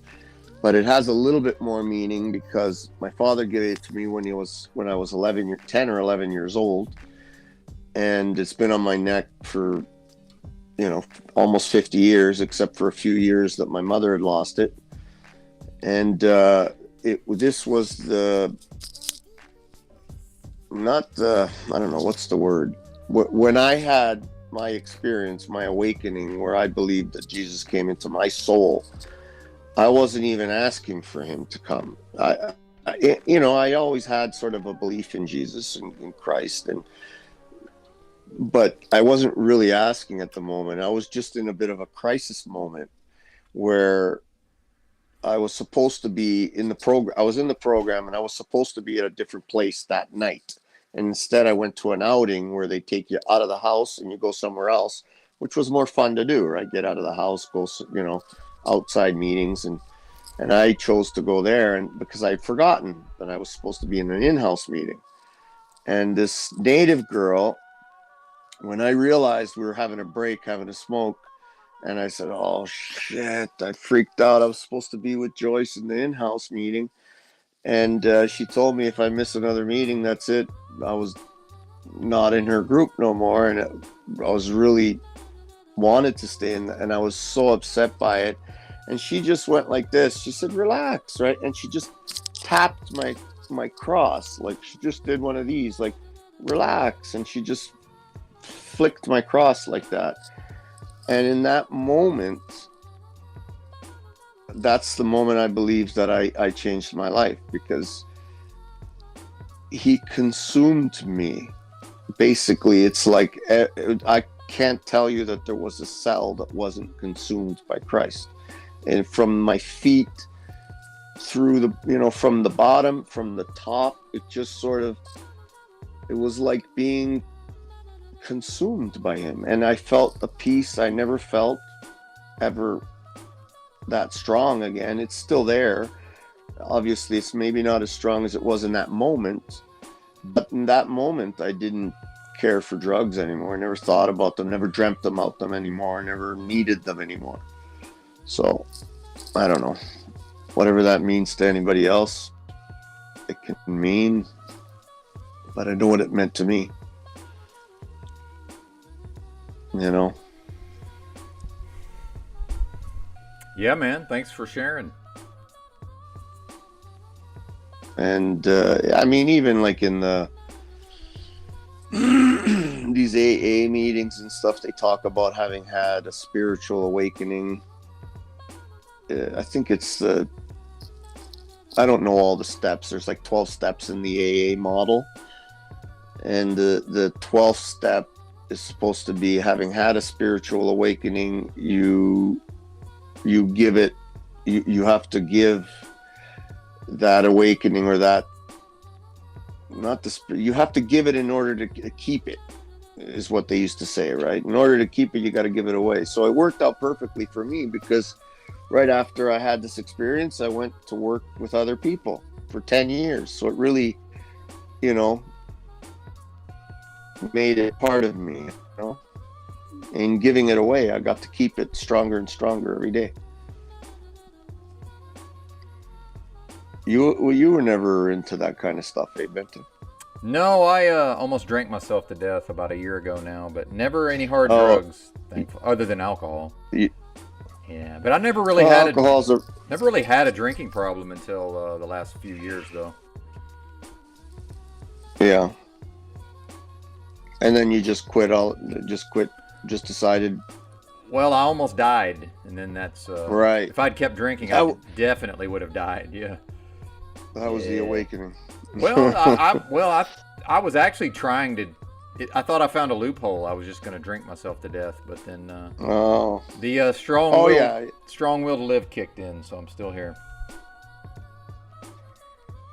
Yeah, it's not in your hands, that for sure. Yeah. But I don't really even think about drinking, and I honestly never really liked to drink that much. But when I went into truck driving, I used to smoke a lot of weed, and I'm not really able to smoke weed anymore because of my job. So, right. And then they test you. Yeah, so I didn't deal with the pandemic very well, the fake pandemic. So I started drinking heavily. Yeah. And I'd always been a binge drinker, but I would go literal years without drinking anything sometimes. So. Right. Alcohol's a tough one for a lot of people. Oh, yeah. I would venture to say that it is probably the worst one. Oh, I agree, 100%. Yeah, it is. Yeah. I think so. It's socially accepted. It's readily available on any corner. And it is extremely powerful in mind controlling. Well, and the dependence it develops very quickly, and then the withdrawals can be fatal. My withdrawals were terrible, man. 3 weeks, dude. 3 weeks of horrible nightmare withdrawals. Yeah, it was awful. Yeah. Did you ever get the DTs? Oh yeah, absolutely. I used a lot of cannabis though. That's how I got through it. I used high amounts of cannabis. Like very high amounts of cannabis. Cannabis can definitely be, I think, a good, like I've said it before in this, since I believe cannabis is a gift from God, because it definitely can help for withdrawals on booze, withdrawals on heroin, withdrawals on all kinds of different drugs, and it's not addictive, right? Physically addictive. It has. I don't think it to date has anybody that it's killed yet. No. Right. So I really believe that's it's a gift from God, I believe. Yeah, amen. I would probably have had to go to the hospital otherwise. Yeah. It was pretty bad. I was talking to Go ahead. I was telling my neighbor about a guy when I went to the program, and you had to spend a week or I don't know, 10 days, I don't remember exactly, in detox. And so I went to a detox center there in Ottawa, and I was in a room with this older gentleman who was totally jaundiced. His face was so yellow. And at one point he says to me, he says, "Can you tell the nurse to get that dog out of here?" And I said, what are you talking about? What dog? And the whole time he was there, he was talking to some black dog that was sitting in the corner talking to him. And he was going through the DTs, right, where your mind starts dreaming even while you're awake. And yeah, pretty bad. Like, I seen some guys go through some alcohol withdrawals that were some serious fucking shit. Really serious shit. And you're right, it's one that you can die from. That, and what's the other one? Those benzos, I believe. Benzos. Yeah. Lorazepam, diazepams, all the PAMs. Yeah, they can kill you too, very, very easily when you're addicted to them. I mean, see, like this girl here, like, what a shame. Yeah, just a waste of life. She's young. She doesn't seem that old. Just sad. And I'll tell you, I don't believe this is not. Well, they say the cartels, the mafia, the this, the that. This is the government. Like, no one can make this happen other than at the top. And I've always said that the whole drug industry is run from the top. Like, you can't launder the amount of money that's involved with drugs. You cannot launder that kind of money without government involvement, in my opinion. Yeah, absolutely. So this is a manufactured market. They keep it illegal to keep the price up. And hey, what's up? Is that Yurt? Yeah, it's Yurt. Yeah, Yurt and Jackie Fox. Welcome to the stream. Hey. And we came up synchronistically there. we were in the vibe. Awesome. Good to see y'all. I was gonna ask Lubas the question. It sounded like you had. I'll heat her pizza. It sounded like you had a lot of opportunity in your life. So what happened that, in your own personal experience, that led to that, to your addiction? Well, like I said, part of it was that my whole neighborhood was literally, I was born in Central Junkie area, literally. Everybody used drugs. Like, everybody. I don't know how else to say the word everybody, but everybody used drugs. I mean, okay, hold on. Like my sisters, you know, the girls. Of course, we're an Italian family, so the girls were held always a little tighter to the house, right? They never got the chance to get out there. But the boys, the men, like everybody up and down my street, we were all doing drugs. Myself, probably based on my own weakness and partly how I was raised, I was the only one in my group. Well, sorry, Damn, Roy, that's me crazy, and another bro. fellow who was a twin, right? Glad you It got was off Mike that and shit. Vito. They were twins. The brother Vito got off of it, and Mike and I stayed on it. My cousin, both of them who were first blood cousins and blood brothers, they got off of it. I stayed on it, right? Now you could say, why did one twin stay on it and the other one go off of it, right? I don't know how to explain that. Maybe because, I don't know, I had experiences as a kid, like I think I've mentioned about the issues I had with some sexual stuff with a woman when I was younger, and a little bit of the dynamic I had in my household growing up with 13 people in a house and sort of being the odd one out. I don't think I've mentioned that before, where, you know, my sisters, they had each other. My father had my mother. My uncle had my aunt. My grandmother had my grandfather. You know, my cousin had his brother. So I was sort of the only one without a pair, without a buddy, right? And so sort of I floated in the house like a loose wheel, right? So maybe that had something to do with it. I don't know. Maybe I'm just weak. I don't know. But not all of us stayed in drugs. We all did drugs, but not all of us stayed on the drugs. Many of us just moved on. Since we're playing Psychoanalyze Lou, what do you think is up with this whole thing of you saying you felt consumed by Christ and then your obsession with dietary issues? That there seems to be some I'm not obsessed. parallel there. I'm not obsessed. Here. I'm not obsessed with dietary issues. With the meat eating thing, you wouldn't say I'm not obsessed. I'm not obsessed with that. Paul might be, but I'm not. Okay. It seems a little obsessive to me. I don't know why Paul gets brought Well, because Paul wants to tie it to some sort of karmic debt that I have to pay. Yeah. I just thought that language was weird. Don't you see how that language would be a little weird? What language? What you were talking about being consumed. You specifically use that word. You said down to the cellular level. Yeah, well, that's how it felt. Christ. That's a good one, listen, Lou Bass. This is my big deficiency out here. I actually listen to what people say. Well, I don't know how else to explain it. There was a time where I used to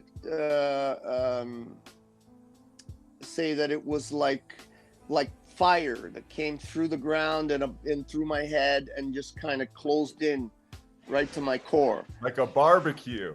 It's sort of like a barbecue because I remember it. A roasting pit, or well, no, because I remember it feeling extremely warm. It was an extremely warm feeling. That it was like, I don't know. It's hard to explain, but all I knew was in that moment it was, for me, was Jesus. I don't care what anybody else thinks about it, right? For me, it was. Right? Maybe I'm delusional. I don't know. But I know that it's always been with me. I know that in some periods of my life later on, especially during the breakup of my family, I put a wall of glass between us where I could feel his warmth. I could see him. I could feel it. But I divided I was angry, right? But I don't know. I still see it as Christ for me, right? Maybe it's the Christ spirit, like the way, people say the Christed spirit or whatever that is. I don't know. I'm just a fucking dumb wop that can't read, so I can't say exactly the words precisely how I feel them. But Yeah, consumed is a good one because that's partly also how it felt. It came from my feet and my head and just closed in right to my core. I don't know how else to explain it. And that I didn't feel anxiety anymore after that. I didn't feel that I didn't dream about drugs anymore. I used to dream about them. I'd wake up in the middle of the night, as I'm about to do a hit, with feeling the sweats. And I didn't get that anymore. I felt peaceful. I became more in tune with my surroundings. I started understanding other people better. I wasn't so consumed in myself. So it changed me. It really did. Whether it was Christ or whatever I believe Christ is, I don't know what else to tell you. It's not something that can be completely explained. I don't believe it can be. And like I said, maybe I'm delusional. I don't know. Maybe I went crazy in that moment. Maybe that was the moment I lost my mind. I don't know. Those moments of epiphany in life are so powerful, right? That probably changed your whole trajectory. Yes. Or, like where your life was going to go. And not to bust your balls, but I was interested in your comments on this. It sounds like your family was fairly middle class. Yeah. So what would you say to sort of the classist heroin dichotomy, if that makes sense? The fact that broke people don't get to go to nice rehabs or go on this journey of self-discovery. They seem more likely, and if this is an overgeneralization, correct me, but they seem more likely to stay stuck in those patterns where people with opportunities seem to have that cycle that you went through. Okay, well, what I would say to you is the program that I went to, and the same with most programs created in Canada, they're covered. Anybody can go. You don't have to pay for them. I didn't pay a penny. Right? Now, I've been paying for the last 37 years, right? Well, actually, the last 15, I haven't paid anything. But prior to that, I used to pay into the system, right, with my taxes. So I probably covered my stay and then some with my taxes, right? So, yeah, anybody could go. In Canada, they're pretty well, if you want to go get clean, you generally can find a place to get clean and not have to pay. So I don't know, like I know that in the States it's a little different. You need insurance or you have to have some sort of, I don't even think they cover drug addiction with insurance down there, do they? That might not even be a thing that you can't even. I don't think generally, no. Yeah, you can't even get what I'm insurance. saying, man. Yeah. You know what I'm saying about this middle class, upper middle class thing where we do our junkie phase in our young years and then we sort of pull up and then we become, guru drug counselors because our family had money and could fund that sort of thing. Where if you're just broke and that's your lifestyle, you don't have those exit ramps. You don't think there's anything to that? That's a... No, I really don't. No. Because I went through, I seen a lot of people that were not, didn't have money, didn't have anything, and they got away from it just like anybody else. It's a choice. In the end, it's a choice, right? Like I said before, what got me to the program really was my birth of my daughter, right? When my oldest daughter was born, that's what was the catalyst for me to say, okay, I got to go get well. Because during the pregnancy, I was on a mission to die. Like, that's why I got so much in debt. That's why I got, I ended up like not being trusted anymore because I just wanted to die because I didn't want this child knowing me. Which daughter was that? Which is your oldest? That was Patricia, the one who Okay. just left. Right, I didn't want a child to be born with a junkie father. And not I'd rather to cry, she but I'd rather she, in my mind, I said to myself, fuck, it's better I'm gone. And then she could say, well, my father died before I was born, and this nice man is my father. And it would have been better. Why would you think that? Why Well, were that's you how I thinking thought. that? That's how I thought. I know, but the explanations you gave to the other question I asked don't really add up to that. That you didn't have a close counterpart. Why you turned to be a junkie? Because the homies were doing it, because you didn't. Again, I'm listening to you. See, this is a rare thing. I know this is unusual out here on these panels when people actually to what you said. But you said the reason you became a junkie was because the homies were doing it, and because everybody did it. Yeah, that was part of it. You were pairing up with people, and you didn't have someone close to you. But yes, why? Welcome to the stream, Roy Duggan. Right, and I'm not questioning. I'm just saying, how does that add up to you thinking it's better for you not to be in your daughter's life than for you to be in it? Well, if you were listening, I was. Then you would have also heard me say that maybe I'm just weak. Maybe I just didn't have the strength to stay off of drugs or to move off, get away from drugs. Despite everybody else around my neighborhood doing it, maybe I just didn't have the strength, right? That was part of it too. And that's a good possibility.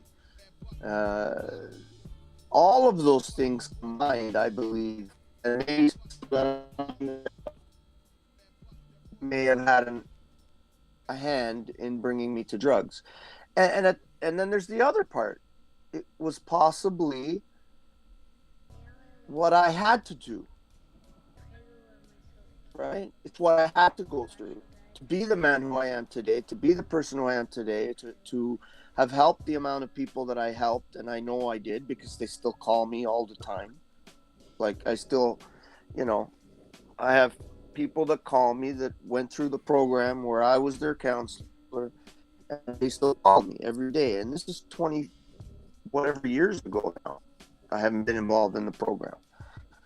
And there's other factors involved that I'm not even aware of. Well, and just to jump in and keep it going, it seems like there might be a cultural thing, because it seems like there's certain cultures, Italian, Irish, Russians are kind of like this, or the stereotypes are sort of like a brooding, self-destructive. My dad has this too, and I have it as well, that it's sort of like, me against the world. My dad's favorite movie is like The Quiet Man. That film. I don't know if anyone's seen it. It's sort of this world on my shoulders.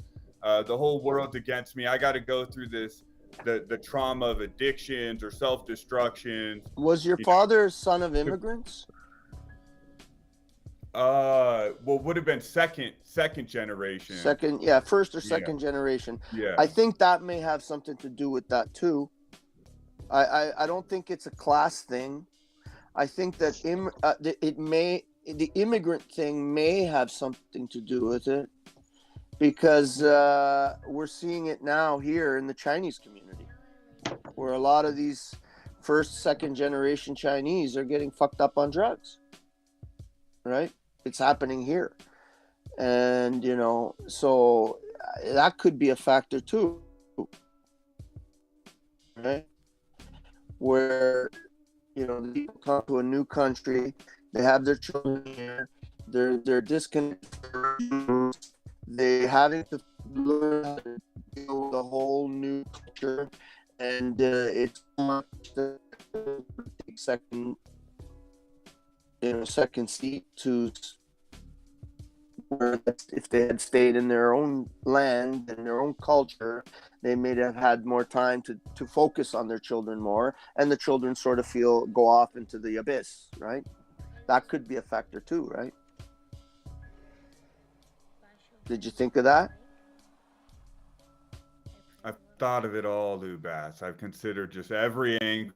I'm just playing a part here, but yeah, that makes sense. That makes a lot of sense. Okay. Or do you think possibly too that maybe there's more of that kind of drug use in those other countries that maybe we don't realize? I would agree. I think that it seems more North American centric. Maybe it's just because I don't know, personally know a lot of people in the countries, but maybe it's just as prevalent or maybe more prevalent there. So when they came over, it was part of the culture already. That can be too, yeah. I mean, I've seen some horrific stuff in Iran, Iraq, where they have these people that are, hooked on heroin, and they live in the caves and tunnels and under roads, and they're beaten. The people beat them, like they just walk around and hit them with a stick because they're a junkie, and there's like thousands of them, especially after these wars and stuff. So yeah, it definitely happens in other places for sure. It's not strictly a North American thing or a Western thing for sure. Hey, Roy, what's up, man? Did you have anything to add? I know you mentioned something about benzos. What's up, brother? Yeah, no, I was just, it was interesting you just talking about different cultures. I think it was about four years ago, I went to Thailand to, there's a monastery there called Wat Tam Krabok, which is quite famous. If you look at it, they do like a vomiting. They do this like meditative or vomit afterwards, and that's their kind of detox. But the amount of I think it was Yaba. It's like methamphetamine plus Thailand. It's Heroin too.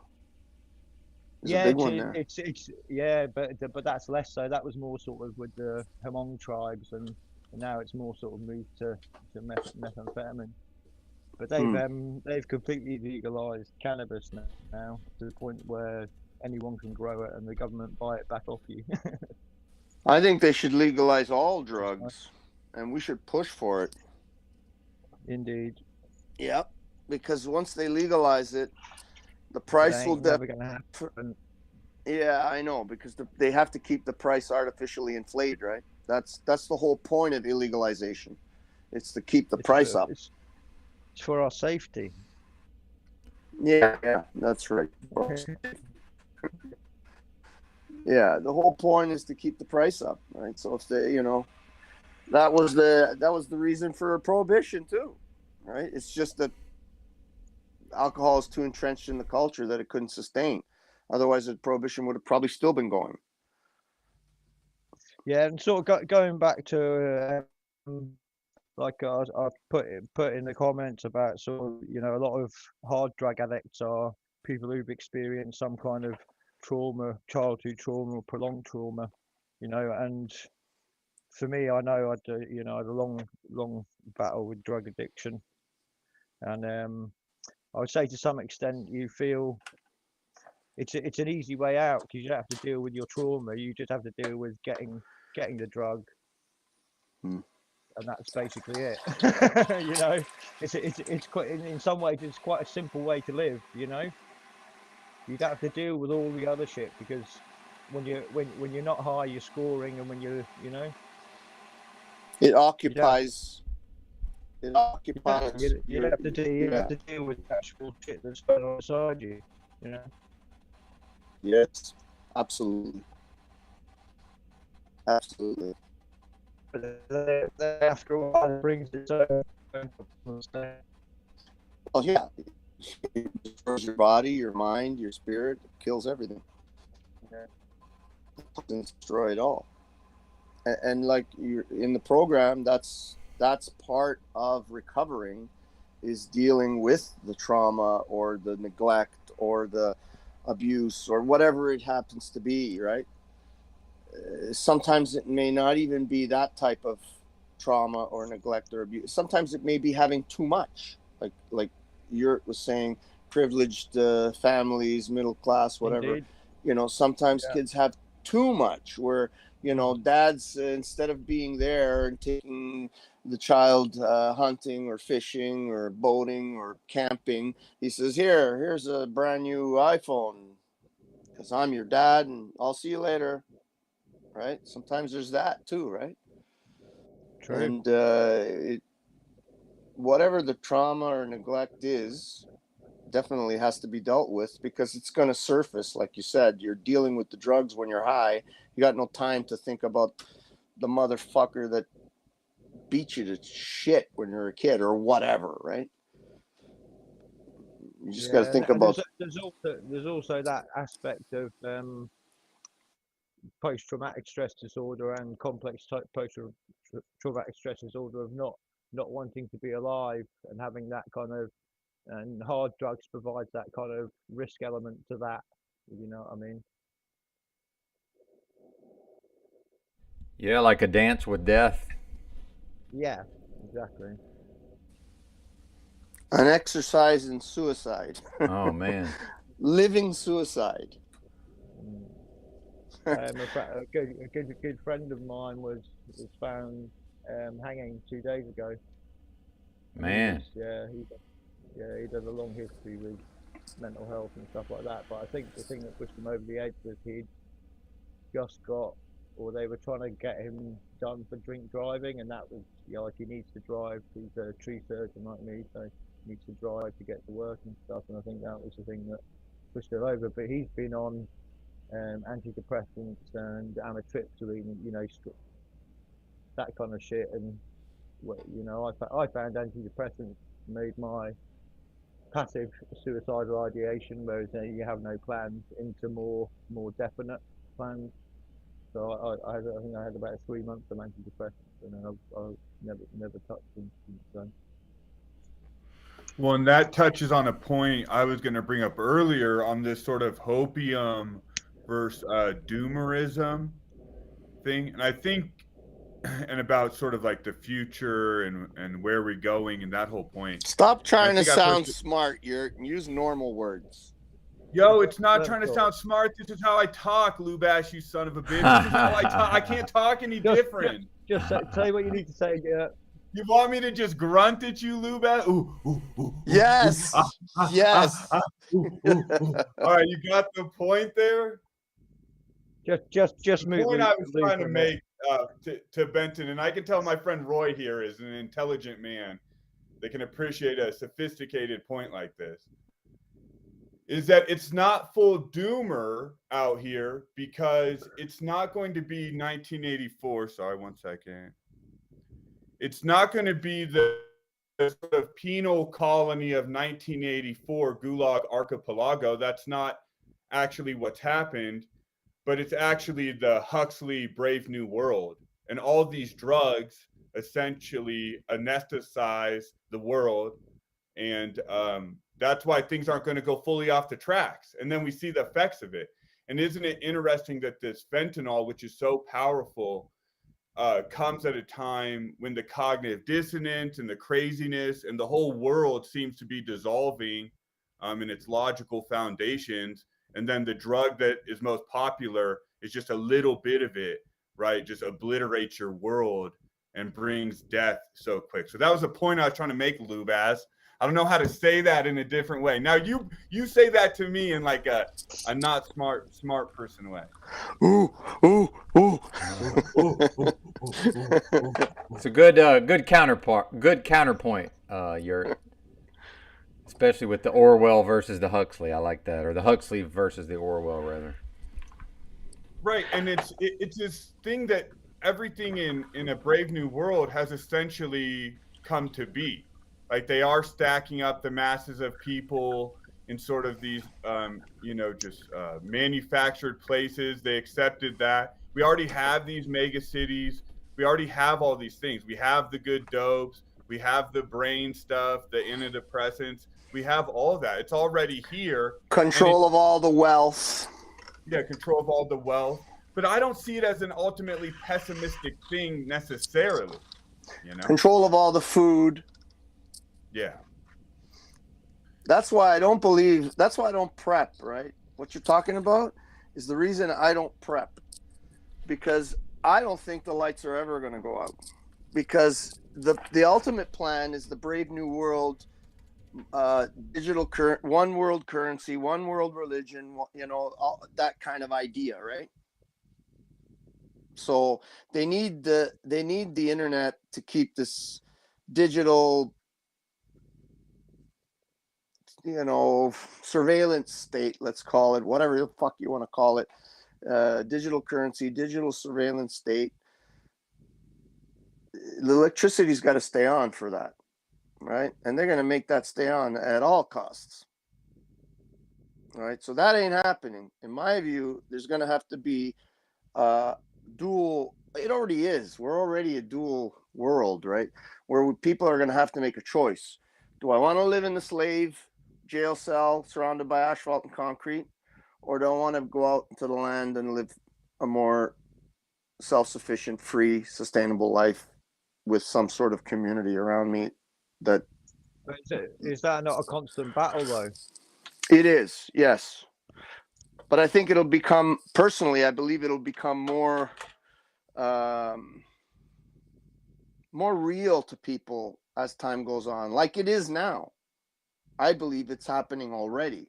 Because if you go on any platform, YouTube, there's thousands of channels that they call modern homesteading, right? And it's not modern homesteading. It's people that realize they got to get out of these fucking slave cities and live on the land and try to be a little bit more free or self-sufficient or whatever their idea is of a natural life. I don't care if you're eating, carrots and cucumbers or you're slaughtering your own beef. I don't care what it is, but it's got to be tied to the land and out of these slave cities. In my view, anyway. Yeah, but that's kind of all right for those people, but that doesn't change the course of where society is going in any way, shape, or form, does it? Well, I think that's the argument. It's not where society is going; it's where society is. Like, part of that mind control thing that we're talking about is that we always project it into fictional future states or fictional past states. Yeah, like the Talcadian, get in the now, man. We're already there. Yeah, we're there. I was going to say, we're already there, and we've been there for probably 200 or more years. Yeah, Roy says much the same. Since before, probably the beginning of America or before the beginning of America. Yep. America was probably the last attempt at breaking free of it, and it failed. It wasn't the last attempt. It wasn't the first attempt. It's not an exceptional state. The attempts are going on currently, right now, if we're participating genuinely in that. Bam. Can you elaborate on that? Yeah, it's everything you just said. I don't know why we end like we go to the rural areas, get your skills up, take control of your food and your health, and then say, oh, the experiment failed and we're totally fucked. Well, no, your life proves that you're not. Your experience proves it's not that. No, I don't mean that, everything. I mean that the idea that America was founded on failed. I'm not saying that, we failed, everybody failed. No, people, like you said, are living natural lives. There's people that, in Canada, the Inuit, some of the Inuit, some of them are, eating Cheerios and getting their legs chopped off at 50 because of diabetes. But some of them are back on the land, hunting seals, living nomadically like they used to. They're making these choices all over the world, right? The split is starting to show. The split between the jailed and the unjailed. And the jailed is the concrete cities. That's the jail. That is the jail. Right? Now, I don't know. That's how I see it. I could be completely fucking wrong. I'm just a wop that can't read, so I don't know what to tell you. But it just seems the American exceptionalism is a myth. I know that's a woke talking point, but that is true. Yeah, I agree with you there. I agree. Especially Thomas Jefferson. I mean, I'm probably jumping out the window now. I need to get out of here before I say too much. But people champion Thomas Jefferson, and if you actually look into his life, he was sort of a sucker. And he ran from the British. I forget what his his compound was there, where he was. But he actually runs. He deserts home base and leaves it to the British at one point. And we know all the talking points about that. Yeah, that's right. Yeah. But America was conquered, in my opinion, and I know I'm going to take a lot of heat. The idea of what America was supposed to be and what it is was conquered by the founding fathers. If you understand what I'm saying.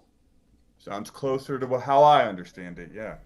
Right? The founding fathers, like Benjamin Franklin, when they dug up his house in renovations, found all the fucking children's bodies and under the floor, right?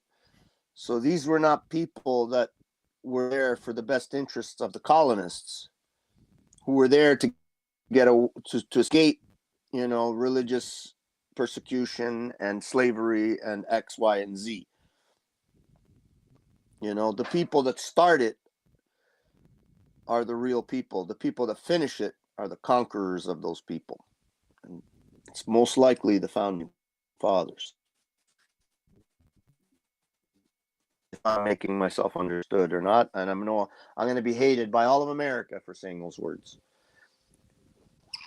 Well, where I come from, the Isle of Man, its government was set up in 979 by the Vikings, and then somehow by 1765 it had fallen into private hands and was sold to the British Crown. But even the British Crown, they were conquered during the French-English wars. I don't think they were conquered. The English were conquered during the war. Absolutely conquered. Even though they won the war. Am I wrong? If anybody knows the history, they should understand that the English were conquered. Even though they won the war. Right? Not from what I've been taught in history, but you may be Well, right. give me control of a country's money, and I care not who makes its laws. And who controlled England's money after the war? The same group of people that control America today. Am I wrong?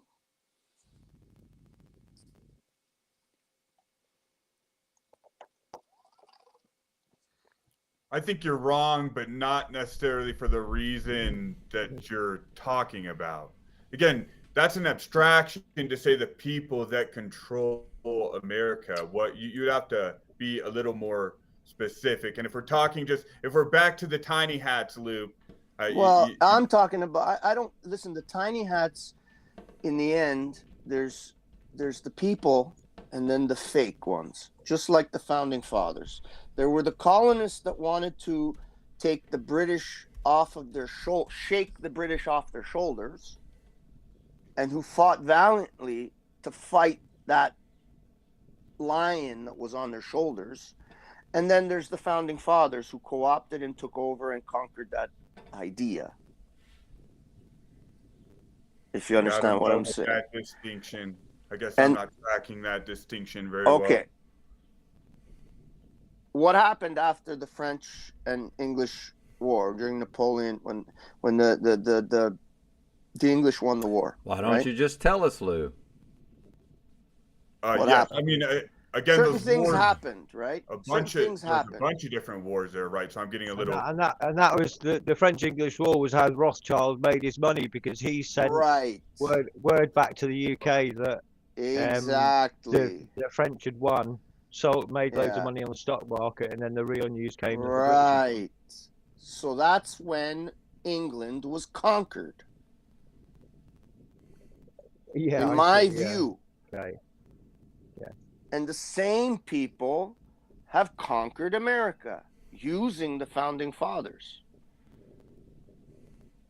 Right? And every other country. I don't care if it's America, if it's Canada. But who are they, isn't it? Who are they? Because that's from what I can see, from what I can see, there's millions of corporations out there, whether they're government or private corporations, who all have their own vested interests in seeing that corporation expand and succeed. And sometimes their aims coalesce with other organisations, and there is some networking in that. But I don't really think there's, you know, a man at the top or a group of men at the top. Well, if you look into orchestrating everything. Well, if you look into the corporations, you will find that the majority of all the corporations in the world can be tied in some way, either through financial interests or, you know, umbrella company, this and that, all these kind of different, you know, subsidiary, this, that, and the other thing. I don't know all the words, but they can in some way or some form be tied to two companies, right? Which I would suggest are not two companies. They're one company, and they're made to look like two companies in order to throw off the dogs, right? And that's BlackRock and Vanguard. They own all the interests, the majority interests in all the corporations in all the world. This operation. So am I completely wrong? Do that yesterday. No, Lou, you're actually Benton, spot on. broadcaster. That's the narrative. Let's go to Chicago. Yeah, what's up, Shot everybody? Jeep girl. She's a Hey. beautiful young lady. Much love. She likes to What's up, man? If I could share, I've actually We're getting AI. layered here, Yeah, man. beast, I even have man. Andrew Tate narrating some of it That after biblical AI story, formed. gotta It's get eaten by the unreleased whale. right now, but it I don't know why, goes but that's into kind of whispering over there. why they're called the You're elites the goat. and where the What's word up, elite Jay? Nah, comes what's from, up, O'Shea? and all these quote unquote small hats as fucking Lewis said over here. And you can't really trust Lewis. I didn't call them small hats. A self-proclaimed dumb wop. I didn't call them small hats, by the way. I'm And just it's- joking. I'm half Sicilian, Lou. Don't worry. And No, as far I'm as I know, as far as I understand, the people that run this show are not real. Now we're about to have let's say, a small people hats. who like to hear themselves talk Yeah, it contest. goes beyond that, sure. Hey, Cajun, I'm glad to see you here. Me and Benton were actually talking about this the other morning, and so I'm glad to speak with you here. Yeah, I saw these like deep fakes or whatever you're doing, and they're cool, and that's a pretty interesting thing. I wonder your thoughts though about so like on one hand we talk about the scary future where these deep fakes are sort of going to undermine our ability to understand objective truth, right? Yeah. There's that paranoia. Well, it's this, right? Like, if you're unaware of it, you have no defense against it. So I think what I'm doing, that's what I heard you say. But awareness, I think awareness is awareness really worth? I can only control my awareness. I can't make these other people aware. If you're aware of it, right, it can't be used against you. Yeah, I'm aware of it. You know, there's mechanisms to tell if it's real. Yeah, or but not. you're talking about software and AI detection software. And well, see we're if talking about spreading awareness. I don't think that's something that you can spread. You can't make someone else aware of something. No, but I'm saying, what do you think it's better, right? Like somebody in the community, like showing how easy it is to be done and telling people that it's fake, or you know, somebody, you know, keeping the knowledge away, saying, you know, and then kind of like deceiving people into think, you know, using it as a weapon. But what if you're sort of engendering, and I'm not saying this conscious at all, it's just an interesting It has conversation. nothing to do with me. It's already there, you know? No, I know, but in our participation in it, are we creating the atmosphere that makes it more acceptable? It's sort of like how we assimilate all of this technology.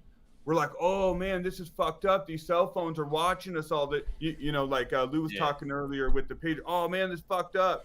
But we love it. We become enmeshed in it. So our side, if there isn't our side, and I know we're very skeptical of those terms around here, it's like we're like, oh, this is so fucked up. Oh man, isn't this cool? We're gonna play with it like children. So you're saying it's like a morbid Just like fascination with children their play attitude. with Sort of, man. matches. Does it become that? Just like children play with matches, grown-ups play with their own demise. Right? We enjoy to test our resiliency if we can survive, right? And so we play with all these things. We know they're bad. a kid knows the matches can burn down the house, but he still wants to play with those matches. Well, right? no, It's I our don't think, nature too, no, but right? it's like We're saying like all pushing the guns. boundaries. But that's like saying all fire is evil, or all guns are evil, or all like a hammer is evil, right? It's a tool, Right. Yes, and you have to yes. know about the tool. You have to understand it, and it's all about the user and the intention behind it, right? So I agree with that. yeah, so these things like you can't really just like hide away from them and like live in ignorance. Like you have to know about it so you're able to combat it and have discernment. No, I don't have to do anything but live and die. Well, No, you don't have to no, do I that. don't have to do anything but live and die. You don't must have to start do there, sir. You're telling me what I have to do. That list was a bad includes way- that live was a bad way of and phrasing it. die. It was a bad way of phrasing. No, it. but you're telling me what I have to do. Next you'll be telling me what I should do.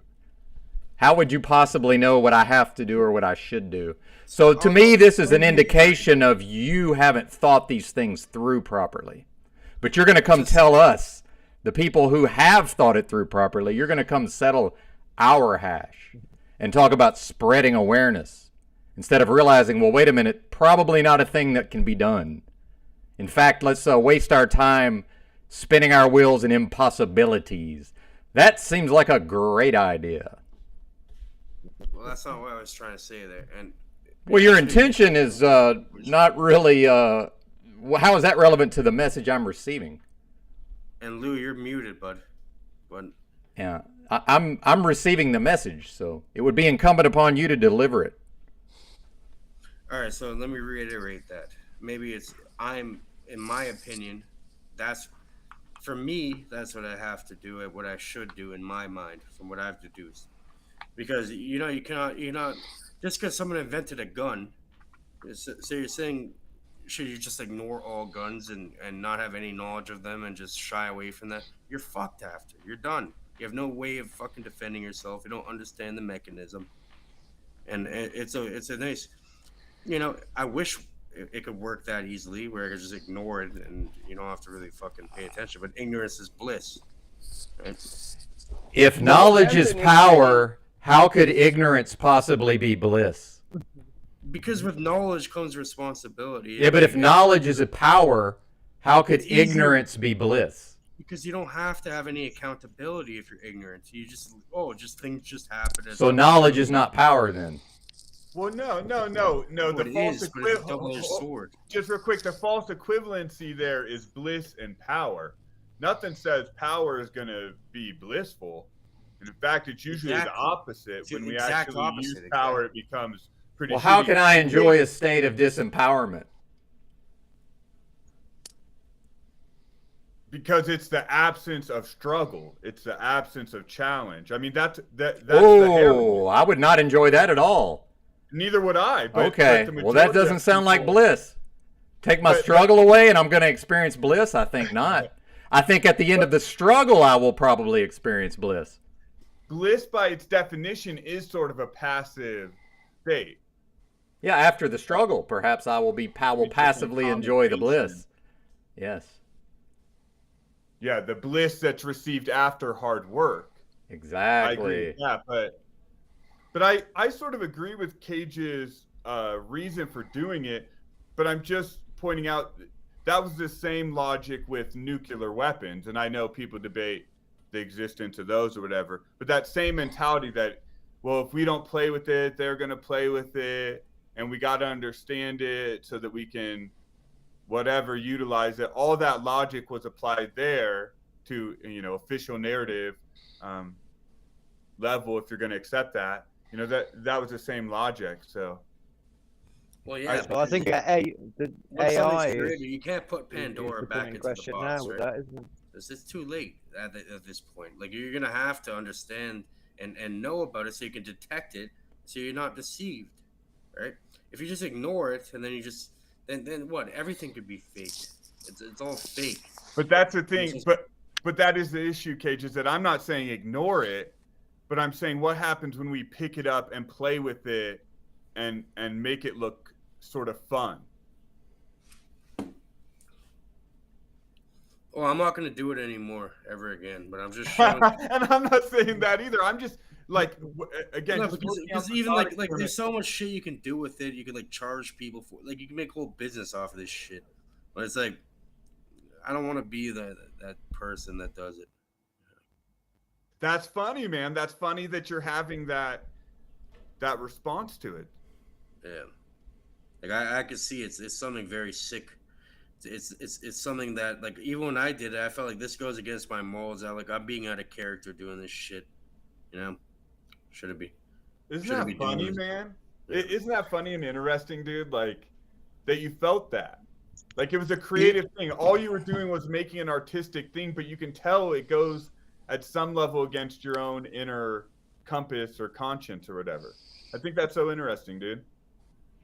I'm done with it, but I just did that just to prove a point that this technology, like, somebody who's not very minimum time, very quickly creates something like imagine what they've had for all these years and how much things we could have been fed that are fake, right? They've probably had this for over a decade now, probably, to a point where you can't even like tell the difference, you know? So it really just opened my eyes up to how much of this stuff could have easily been manipulated and completely faked, you know? We all want I to. wondered that a little bit in the thought experiment aspect of it. Is the technology really there? I don't really think they're as close to passing what's called the Turing test, the artificial intelligence test. I don't think we're as close to that as the doomsday hype scenario is saying we are. I think that's perceptual, and I know it's kind of a complex point, but that was a point I was trying to make by bringing this up. That treating it like a tool actually makes it more real. Thanks, Tommy. Much appreciated, brother. Or in reality. I don't know. I don't believe we'll ever reach that standard that you're talking about. What you call it, the Turing effect? I don't think the Turing test. Turing. That's not a possibility, in my opinion. I don't think but that will ever be reached. Because AI has already got a bank clerk to transfer funds from one account to another. Yeah, you could fool an idiot, or you could fool a really smart person too. So they're still human, even though they're idiots. You know? Does that not constitute passing the Turing test if they've fooled another human into believing it was a human? I think it said it was blind or something and got it to give it a passcode or something like that. But I don't know what the Turing or whatever the fuck you call it test is, but I would assume that the test is awareness. No, it's a test to whether you can fool another person into believing that person is human. But the difference there, Roy, is you're fooling them in a test of their own system. It's not a system of intuition, creative intelligence. No. I understand. I don't think it's at the level of human complexity, but it's it's getting there. It's like a dog. You No, can but this train Turing a dog effect is how to do these language models anything. are being ran off, right? Because look, it says right here. So the result would depend on the machine's ability to render words as speech. Right here, annotation 3 or whatever it's called. Right there, you see it? It's too small for me to read. I can't see it. No, So would if someone not wants to would read not it, depend. whatever, or just tell me what would it not means. depend on the machine's ability. And Yeah, I don't know how to read. So. Yeah, would not depend on the machine's ability. Would not I mean, depend. it's like a Renders dog words as or a speech. parrot. You can train a parrot or a dog or an elephant or any animal. You can train them to do any number of things, or take a monkey for that matter. We're supposed to be so close to humans. I don't care what you train them to do. They are never going to reach the awareness that a human being has. They're just not going to reach that. What's that noise? That was Cage, but I think he fixed it. Does anybody else hear that? I don't think it's that We fixed it, Lou. Thanks. I don't know if it's necessarily could never, but for us to get there, it's going to require humans to play with it like we're doing. Yeah, exactly. Well, I don't know. Again, it's just my opinion, but I don't think that that's like, this whole thing about where we come from, who created us, all of that. I personally believe that there is too much here that it just to be happening out of like, first there was nothing, the Big Bang, and then there was something, and something got bigger. And I mean, what the fuck? That's religious. In my opinion, that's more religious than believing in a creator of some sort. So I don't know. I think things are made the way they're supposed to be. A monkey is made because it's made to be a monkey. A human is made to be a human. A dog is made to be a dog. A machine is made to be a machine. Machines are never going to be aware of themselves. A dog is never going to have free will. It's runs strictly on instinctual will and what you can train it to do. Just like a machine, it has its abilities and its inabilities. You could say that about Lou too. Yes, I'm just a trained monkey. I agree. I don't know how to read, but one day maybe I'll learn. You do know how to read. Get the fuck out of here. Just, of course. Like, honestly, sometimes I'm like, you never know, because like even like I have family members, and they used to like volunteer at the library. You know how many adults are illiterate actually? So you never know. I know. Like I'm saying, it's possible, right? Like I don't want to fucking stop offend saying you. that. It's probably, yeah. I say it. It's a joke. Like I'm just joking at Paul because he always says Italian is a Jew that can't read, right? So I just You're from you're from Ontario too, huh, bud? Yeah, I just play on to it, right? Because There's why a lot of go illiteracy against in Ontario. I'm from here too. I'm born and why raised go in Toronto. against it, right? Come on. It's like, why go against it? If someone's giving you something that you don't like, take it and use it for yourself. Right? What's up, Paul? Good to see you, brother. So but I probably should stop saying that because it's not very I don't know, sensitive. Loom, Tom, Bro, it could be possible. Feel. Some people you Add 10 minutes. First, down. What the fuck are you talking about? Dogs don't have free will, Lou. We've been doing so good, man. They don't. You come around with this dogs don't have free will? Sorry, they don't. Then why are men running free fucking whatever they want called dogs? Sorry? We call men who leave their wives to run the streets and fuck whoever they want, we call those guys dogs. So is that not free will? Because those guys are running strictly on instinct. So no, they're not. Like I mean, animals do run on instinct so close you can set your clocks and make bets.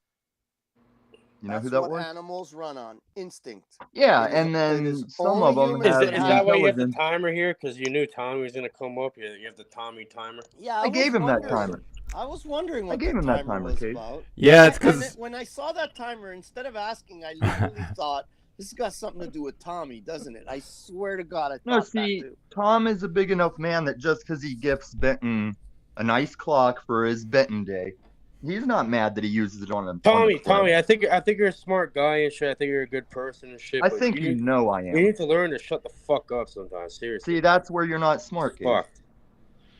No, because I like hearing what you have to say, but you're always all over the place and you never let anyone fucking speak. Yeah, and there's people that are suffering. That's funny, Cage. That's how I feel about you. I'm working on it, man. I'm not that bad. I've been getting better at it. Yeah, and maybe I don't have to. You have to consciously make an effort to improve yourself. You just said that's what you're doing. Or you don't have to, but I'd recommend it. Oh, so now you're flip flopping on me while you're trying to diss No, because I caught myself saying things. Oh like, no, I you're say not. Things in No, you're not absolutes, doing what you're doing. Hold on, like what Benton said earlier. No, I'm not right? holding on. I just got here. In an absolute saying, you have to. I said you have to do the, like. Oh, like I don't. See, man, you're just falling into the same bullshit, Cage. I started to think you were coming around, and I mean, you're just distracting me from being like, oh, Yurt had his camera on for a second. I said it in the nicest way possible. What are you No, you don't do that, Cage. Quit. You're yurting right now. You're trying to act like you've never been here. You're trying to act like you're new and fresh. And God, guys, we've come so far for you to just stop coming. No, that's me when I think about you guys. Hey, Tommy, I saw you yurting last night. Oh, okay. Okay, how was I yurting? Is it like this Oh, when I I'll yurt? tell you. Do you want me to tell you? It's what I'm all, saying well, is- I think everybody Shots knows how I fired. yurt. Everybody's seen it. It's showcased from here to London. Even in London, they know how I yurt. I saw you urine as you sat there listening to a London man's theory, acting like that made any sense at all. Oh, now you're gonna say that. Now you're gonna diss London while he's not present, and you're gonna say what was was going on impressed by inside that. my skull. Are you believing No, that? what you saw me doing that wasn't yurting is I was showing respect to the people that don't disrespect me when I come hang out with them. I never disrespected. No, you're full of disrespect. Tommy, I have a question. Do you ever just like sit there and have introspection, just like with your own thoughts? Well, I'm smarter than you, aren't I? I'm running these streets, aren't I? I don't know about any of those two things. Yeah, but I think you're failing, Cage. That was not like a proper answer to the Cage, question. I'm saying, if I do you can ever- show up and like even turn OTW around, do you think this isn't fucking premeditated most of the time? Tommy, And I do admit when I hit a snag because I am a That's not hairless an monkey answer like to the the rest of question. us. You're I can't answering- be on all the time, Cage. I do stumble in my journeys. And I know who's listening right now. I'm very much assuring someone that's listening. You ever Hey, I try can fuck calming with you. down the internal dialogue and just Hey, sitting Tommy, there with do your you own think the thoughts? Earth is a flying dragon? Cage, what makes you think that I don't? And what makes you think you're like on some pedestal to ask me like that? If I assumed you didn't, I wouldn't ask the question. I'm asking you. But you know why you're asking, and I want to know what my big fail is you think you're standing on. Because you're one of these guys that walk around here thinking you're not because already I known can for get being- into people's minds, and your mind is You the most can't chaotic. see, Cage. You It's just so sound stupid right chaotic. now. It's like a million things per second. It's No. fucked. Tommy, have you ever heard of a clinical diagnosis called delusions of grandeur? Why are all of you, except for Benton, our gracious host, who's fucking up in the box office with the clock and everything? Man. Oh, is that what must you get think is tiring, going on in doesn't my it? head, Cage? All that craziness. Cage, if I acknowledge that, why would that be a negative thing? Does or it a get bad does it thing? get tiring though? On Cage. Sometimes like you want to shut it Of off. course not. What gets tiring is dealing with Cage, I plebs. saw him day pausing in and last day out. night and reflecting as he was sitting there championing a dude who believes the Earth is a floating dragon. I saw Tommy No, reflecting last night. see, that's not what I'm doing there. I saw you reflecting there, thinking, "Damn, how did I end up here? And why am I not busting this dude's balls for his absurd theories?" I Tom, saw are you reflecting okay, on that. Tom? Is everything okay? Everything's fine until you got here. Now it's digressed. Oh, it's so good to see you. So It's your happy best Paul's fucking coming. friend. I Oh, we wanna know buy it. you to a We fucking know you ring. love to see Paul. You're Yeah, that. I yeah. didn't even like Cage is protecting you from the wrath I was coming to lay on you. Yurt. Oh, all right. Oh, all right. What? I don't even know what you're Until talking you about. until you stream from your block, you will be on someone's cock, and you still are. And I'm not saying it's that guy that just fun came to in just either. make stuff up and just it doesn't really matter. It doesn't connect. Well, making stuff up. Come on, Yurt. I do not delete my channel and act like they never existed, and then act That's a new to false situation equivalency. where the stories you're hearing Call for the that a first false time involve you. equivalency. You're Now, connecting issues Paul, that have before nothing to you do get with each started, tell me one Cool. reason you showed up with 4 minutes left in the game. Tell me a reason other than me being here that you decided to Because he pop in. wanted to talk to me, Tom. Don't you understand? He Hey, wanted to speak But to you had been here. Nobody wants to talk to you. I only he's came probably to doing slap in your something else, goddamn man. face. He's probably Hey, doing Yurt something fellow, are you else. gonna He saw come I on was the up here, he stream wanted to today? chat. Oh, of course he is, Paul. Even I know that. No, Yurt He fellow knows that's the hasn't been safe. up in a He knows while. that's the safest place he can go, Paul. Yeah. Anyways, I Yurt go fellow. wherever I want, Tom. Wherever I want. Sure, you do everywhere except Wherever your I'm channel, and I wanted. can't even go there, can I? I'm your favorite, Yurt. I'm one of your favorites. You I are can't my even go to your favorite. channel. Tommy, You are my favorite. you have 2 ears and 1 mouth for a reason. Oh, Cage, are you not getting some enough? Are we neglecting you? Because you're kind of irrelevant, buddy. You just show up. You got some cool deep fakes anybody can do with their phone. Oh, yeah, I say the same stuff your deep fake says. I do meth. I suck dick for meth. You happy now, buddy? You could be okay in 2 minutes? Oh, at least Come you've on, admitted Cage, give it. us a smile. Give us At a least smile, you've buddy. admitted it. give us a. Either way. At least I admitted it. It's what you made the deep fake for. I've never denied it. Hey, maybe Paul stole my I have an shit announcement, when he said, please. "Everything When you this know, live I stream told you." ends, I will start a Everything new you know live about me, stream. I had to tell you. If y'all want to keep paneling, hit the link. I have to shut down this fuck, No, live. I wouldn't spend more than 2 minutes with these fucks. Starting I a was part having 2. a nice morning. I'm not gonna ruin that. Where's the link? I don't. If you guys want to keep paneling, it's down there in the live chat, Lou. They want to keep paddling upriver with their hands on a little bodyboard. We'll I'm probably sitting be here on a live yacht. until Unslaved goes Not a live, but I yurt. got to shut this down because Yacht. it's killing my data plan. Hey, are those vegetarian Yeah, french for fries, some Paul? reason, you know what I noticed too, Benton? I was gonna mention it. It says scheduled, even though you're live. Yes. When you hit the Yes. StreamYard. Correct. It's very weird. Yeah, I'm You know using what's different OBS. About you guys, except for Paul, even me and Paul can Paul, is get Paul tired still? of it Hey, sometimes. Paul, and are you just still hang here? it up. Paul, are you still here? Yeah. Hey, listen, I. Hey, Lou, like, look at Can the you screen. can you let me